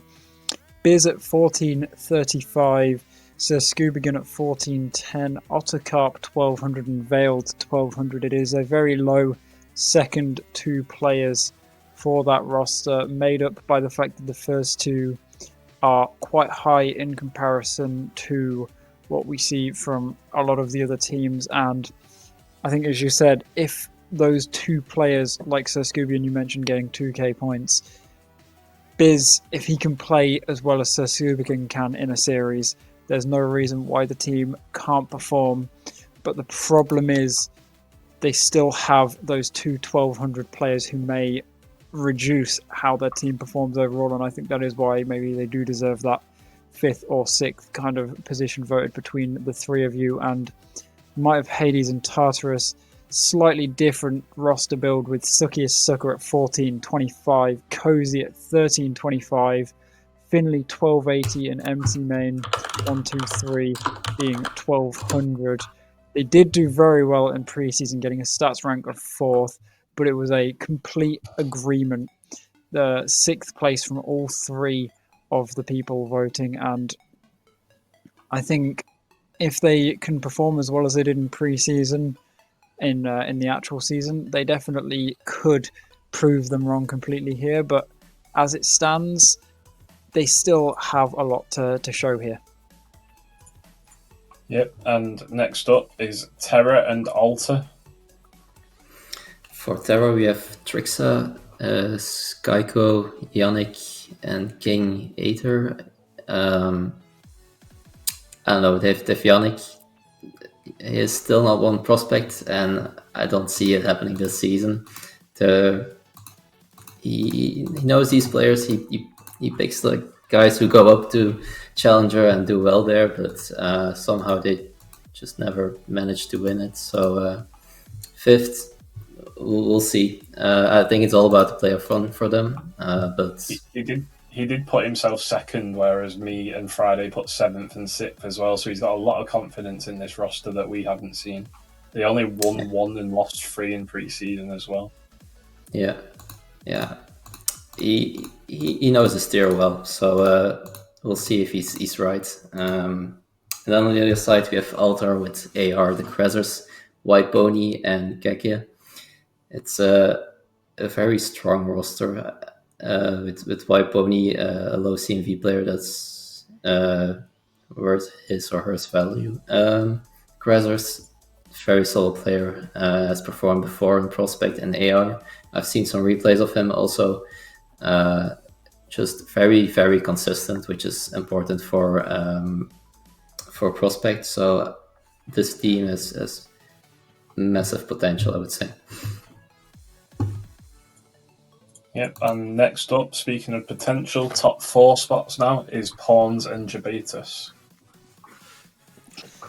Definitely, Council of Sir or Pawns here in Prospect, fielding the roster of JPEG, Merits, Neuronics, and Adrian's. Now it's 1410, 1320, 1315, and 1200. it feels like they've built their roster right. They have that one potential carry level player and then two 1300-ish players who can definitely support well. I think maybe the questions lie with Adrian's as a sub. Obviously, every academy team has to play a relatively low CMV player in their sub spot, usually around 1200. Fourth, fifth for pawns, and a 12th place stats rank, so maybe not performing as well in preseason as they hoped. Definitely with that potential to push higher, but once again, still a few question marks based off preseason and just maybe the players not being fully there in general. On the other hand, Jubatus with Chebs, 3inarrow.com, Zorek, Kaka, and Kronos, 5th, 4th, and I mean, similar lower ranking stats rank. And I think if they can perform once again, overall the team, they can do it, but it's whether as a team they work together, I think. Yep, and going into the top three, this is where you look to skip around in the playoffs, obviously, is Parmis and Taisho. On Taisho, we find Pure Skill, Fluister, Apparel, and some would say Go G3 Kit. Pure Skill, it's I think he's on the Shadow roster for Academy and ERS. I've heard good things about him. Fluister is like just for 1335. You get what you see with him. The values. He's pretty good value, and I don't know anything about Parallel, but maybe Tricket will carry this team to third. Maybe we'll see. And then we have Ball Mist with Shomps, Bucket, Lucci, and the Dirty Dwarf. Bucket, Lucci, and the Dirty Dwarf, very recognizable names in Prospect. They might be a little low in terms of CMV, and they might be severely under. I don't know, maybe not severely, but they might be a little bit under the team cap. They chose to go without a very high CMV player, so I think they bank on the fact that these guys are just working well together and that the floor will be higher than most prospect teams. Yep, I'm moving on to second mount is Propel and Mosaic. I think Mosaic have been a little bit overrated here based off last season. They have kept Gandhi, Stones, and Descent and added Tauga to the roster. However, Gandhi doesn't always turn up to matches and play Rocket League, so that's my reason for third. Obviously, Friday and Yannick have gone second and first. And also Propel as well, who have Killer, Kali, and LOL, Onesie here, and Darks.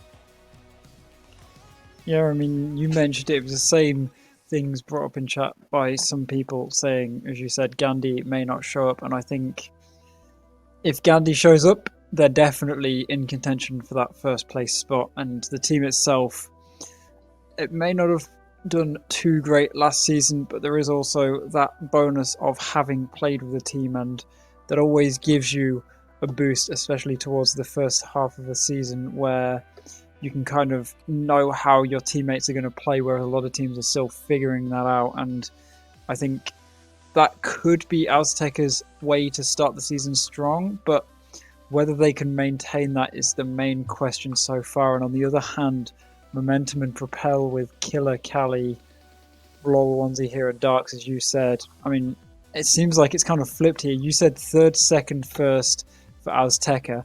On the other hand, it's second, third, fourth for Propel. So you seem more sure in Propel's ability to come second than Mosaic's. But overall, in terms of stats rank, it seems pretty fair to say Momentum is going to be a very good contender here. Yeah, Killer was max prospect last season, one of Oldham Steve's mates. I think he's been higher ranked. Kali is underrated. I think he's won it before as well. And LOL Onesie here was in the top 6 stats for prospect last season. So that's why I got them second. But moving on to first, and are they ever not here in the lower tiers? Green Phoenix first. I think they've got a fantastic new player on this team this season to complement Gav Gav as well. But also, I think Lanners could get his first trophy since actually playing for me as well, back in the day, and Basilisks as well in the other conference. Well, yeah, like you said, I don't know why we even play Prospect because Green Phoenix is just gonna win it again, probably. Well, Gav Gav is this disruptor on the field. He's very hard to play against, good finishing. Fanny also, for his value, is probably undervalued, I would say. And then Metichas, one of the better low value players with laners, a very good sub. So it's a very all around team. I think it's all about chemistry and the right balance. I think Stingray is really good at finding these players and Prospect that work well together. So they're definitely the team to beat. It might be Alpha Search with the Basilisk roster. Ike, Ice Davy, Extelicon, and Goat. They already got a Goat on their team, so I mean it's hard to beat them, I guess. Then we have Ike, who is one of the best players in Prospect, so that's already a reason to put them first. Ice Davy, a guy who got manually adjusted, I believe. So that means he was severely undervalued. They had a very good preseason. I think this was maybe the final. I think they got out of group Basilisk. I don't know where they finished exactly, but yeah, they will be probably the best team in Ignis, but if they can beat the Green Phoenix team, which I think they lost again in the final pre-season, I think it's going to be rough, but maybe over time they will catch up to the team. Yeah, a huge credit to Stingray because he does take chances on draft players, and obviously Benny's come in this season, invited to RSC by me as well. He wanted a community before the Dusseldorf LAN, so he's come in a very good player for Prospect as well, popped off in the LAN as well on Sato's team.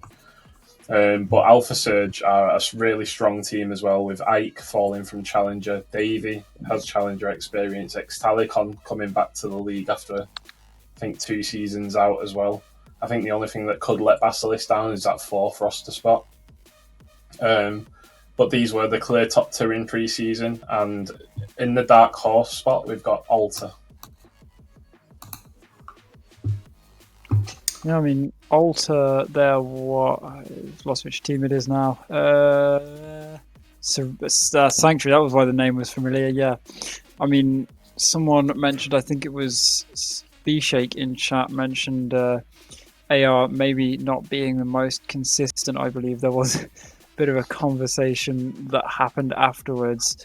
And I think it is exactly that consistency that may be the main question for this roster here. If AR is consistent, I've ran into Aya in ranked, playing like he's been playing with Sanctuary people while I've met them in ranked, and he is actually very solid.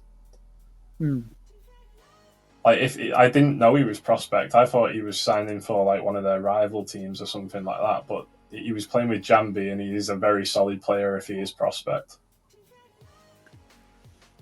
Definitely, but that also is the question of, is it just playing to the players on the team? And if that is the case, how will that affect being with players that, rather than being higher, are lower here?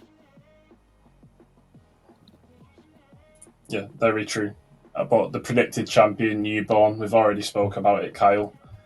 Give credit to Stingray for finding these gems, but I think he's done it again by mixing it with 3 well-known people in RSC. Yeah, it's like up to everyone else to just try and beat this roster because it won't be easy. I hope someone can do it, or at least make them their life difficult, but they're by far the favorites, obviously.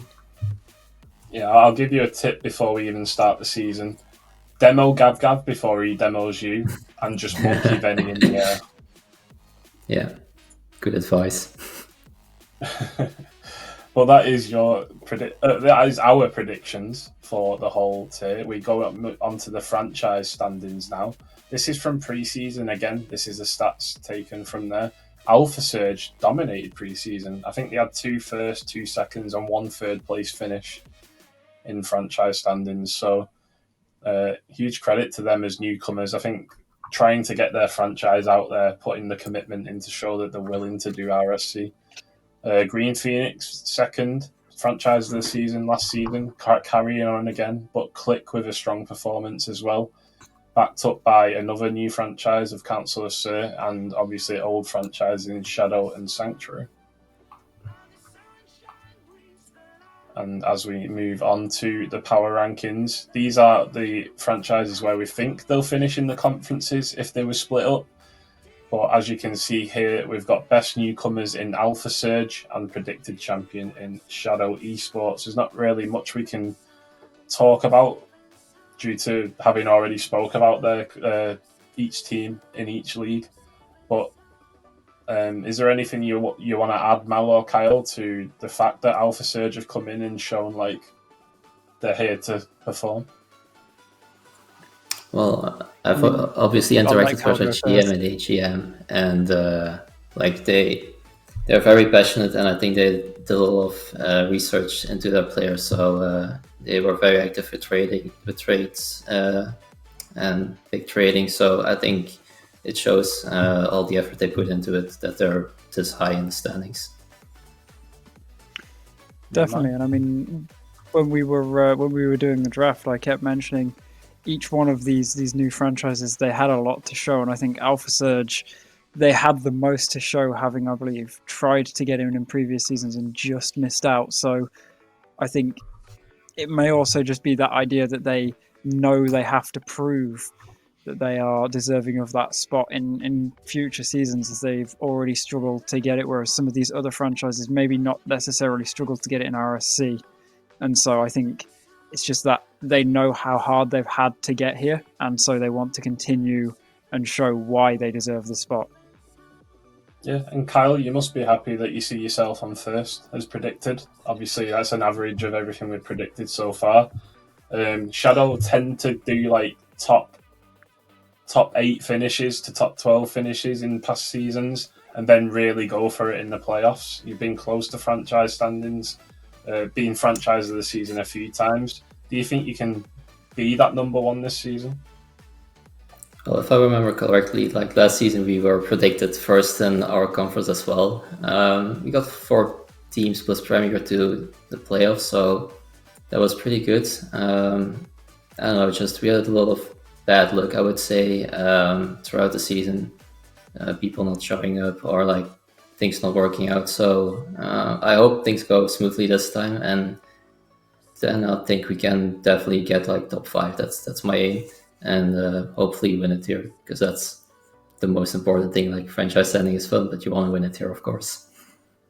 Yeah, of course. I don't think they've done that since you won Rival, have they? No. I think the best finish was myself in 4th in Rival the season afterwards. So no, last season my Charlton team got 2nd, of course. So they were very close, actually. Cool. So I think we can close out with a few things. I have sent them to Source if he just confirms that we've got them. Yeah, here we go. So we've got Team of the Week for pre-season, which is Mimical in Master, Frank in Elite for Renai as Click, Mentsu for Hydras in Alpha Surge, Rube for Council of Sir and the Bishop's team, and Gav for Newborn. Like I said, take him off the field before he takes you. And Mal, do you want to go through Players of the Week? You and Kyle can rotate these ones. Yeah, sure. So starting out with the MVP, we have Sir Scuba Gun, 543.58 points per game. Lol Onesie here, 528.7, and the False Dragon at 494.67 points per game. So all of them very high points per game players. And I just want to check by rotating, are we doing one stat each or just one whole? No, the full one, and then we'll start. Okay. Yeah. So we got Cozy in a finisher position at 1.58 goals per game, which is a very, very solid amount of goals. Tom Bast only 0.004 behind ISO Stavey only 0.004 behind that. Mutchuk shooting the best at 71.43. That's pretty solid. It drops a bit to Inner Crown and Yannick, both with about 50%. The False Dragon getting 1.5 assists per game. Stork and Gav Gav only about 1.3. And finally, very, very close on Saviour with 2.33 for Scoobigan and just over 2.3 and exactly 2.3 for the remaining two players.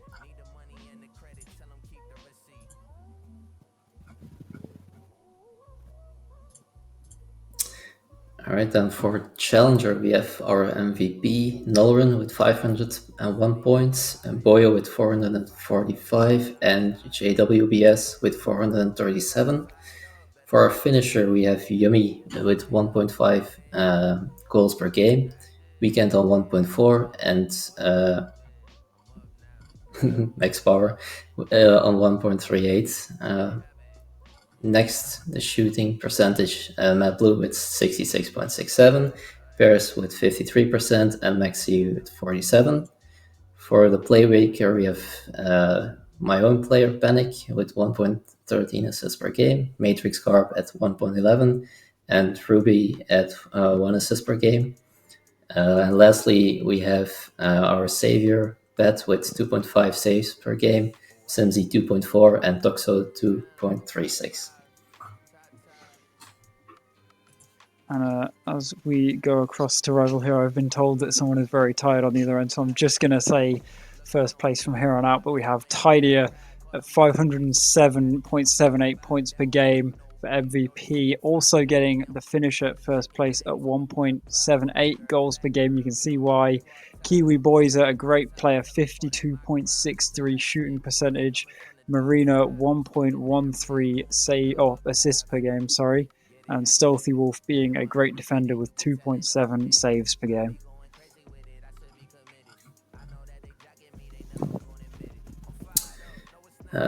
The MVP in Elite is Break Diggity with 475 points per game. The finisher is Echo with 1.88 goals per game. The striker is Pogo with 63% shooting accuracy. The playmaker is Rulebug Noodles, our former MVP, with 1.17 assists per game. And lastly, our savior is Gazy with 2.5 saves per game.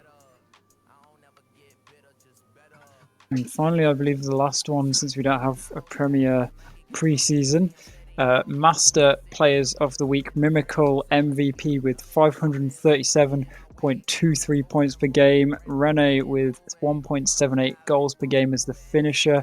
Striker is Subzan with a 50% shooting accuracy. Playmaker goes to Scrub with 1.25 assists per game. And finally, the Big Myth with 2.1 saves per game. Yeah, and I think to finish off, we have a clip of the week that we can just quickly play and put a quick poll into the chat, and then I think we are done.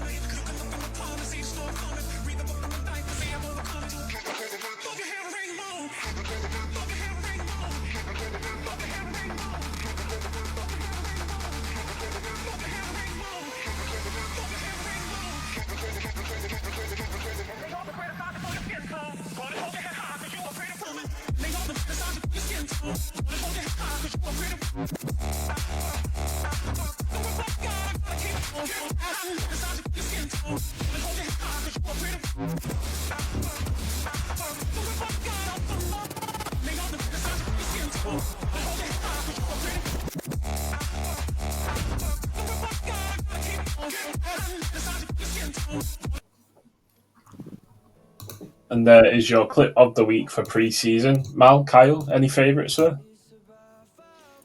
The Liam H. I was about to say there was Yummy's double touch, I believe.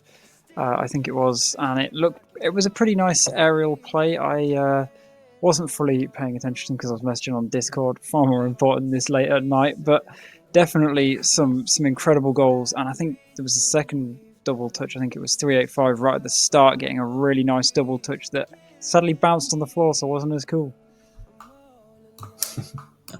I'm going maybe for an unorthodox pick with Liam HM, the nice passing play they had, and then the backwards finish. I like team play, so I will choose that one. Yeah, I saw that on Twitter last week. I know Alpha Surge have really put themselves into RSC, trying to be competitive and getting the socials out there as well, and they've done a real good job with that. And Liam HM has won by the looks of it, and it's a really good team passing play. So well done to them. I'm sure they'll be proud of it, especially if they're new players to RSC. But thanks, guys. I know this is one of the latest streams we've ever done. We all had involvements in matches, or you've had scrims as well, Mr. Efficiency. Yes. So it was a late start, but yeah, thank you so much to everyone who's watched. Thank you as well to everyone who came down to London on Saturday. It was an amazing event. So proud to have 48 players coming and competing as well, and we do hope to do it all again at some point. But for now, me, Source, Mal need a rest, and Mr. Efficiency, I'm sure, wants to go to bed as well. So stay tuned throughout the week for the streams. We should hope to get some stream polls out. Obviously, we are a bit delayed because we've been away. But yeah, we hope to be back very soon with the next stream. So yeah, good night.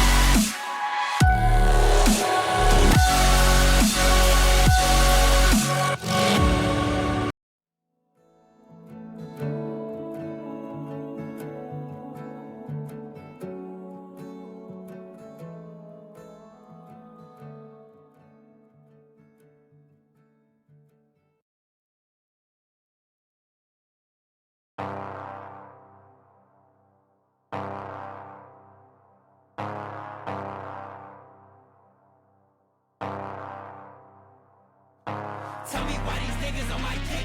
They say you hate me, but they pumping on my shit. Gotta get a bag, being broke don't make no sense. Yeah, I got them knots, that's why I won't bit a lip.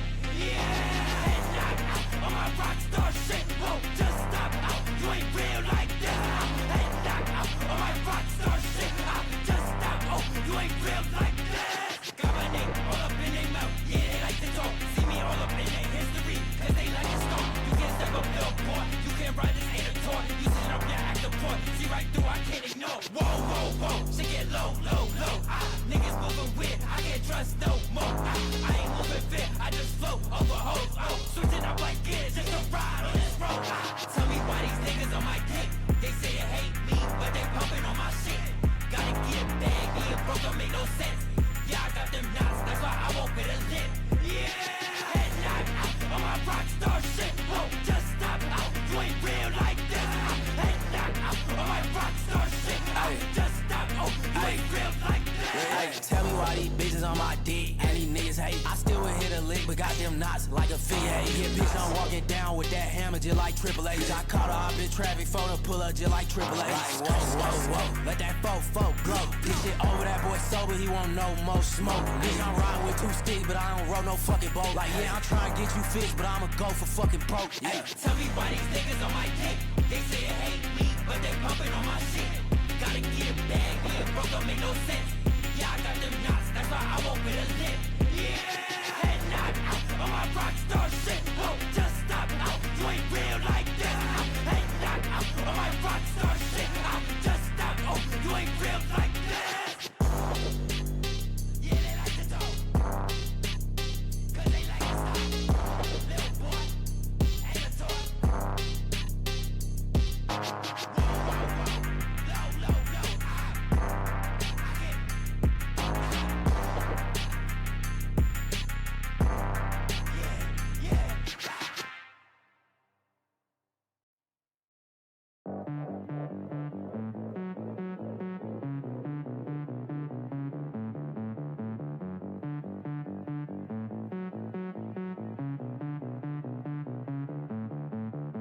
Bye.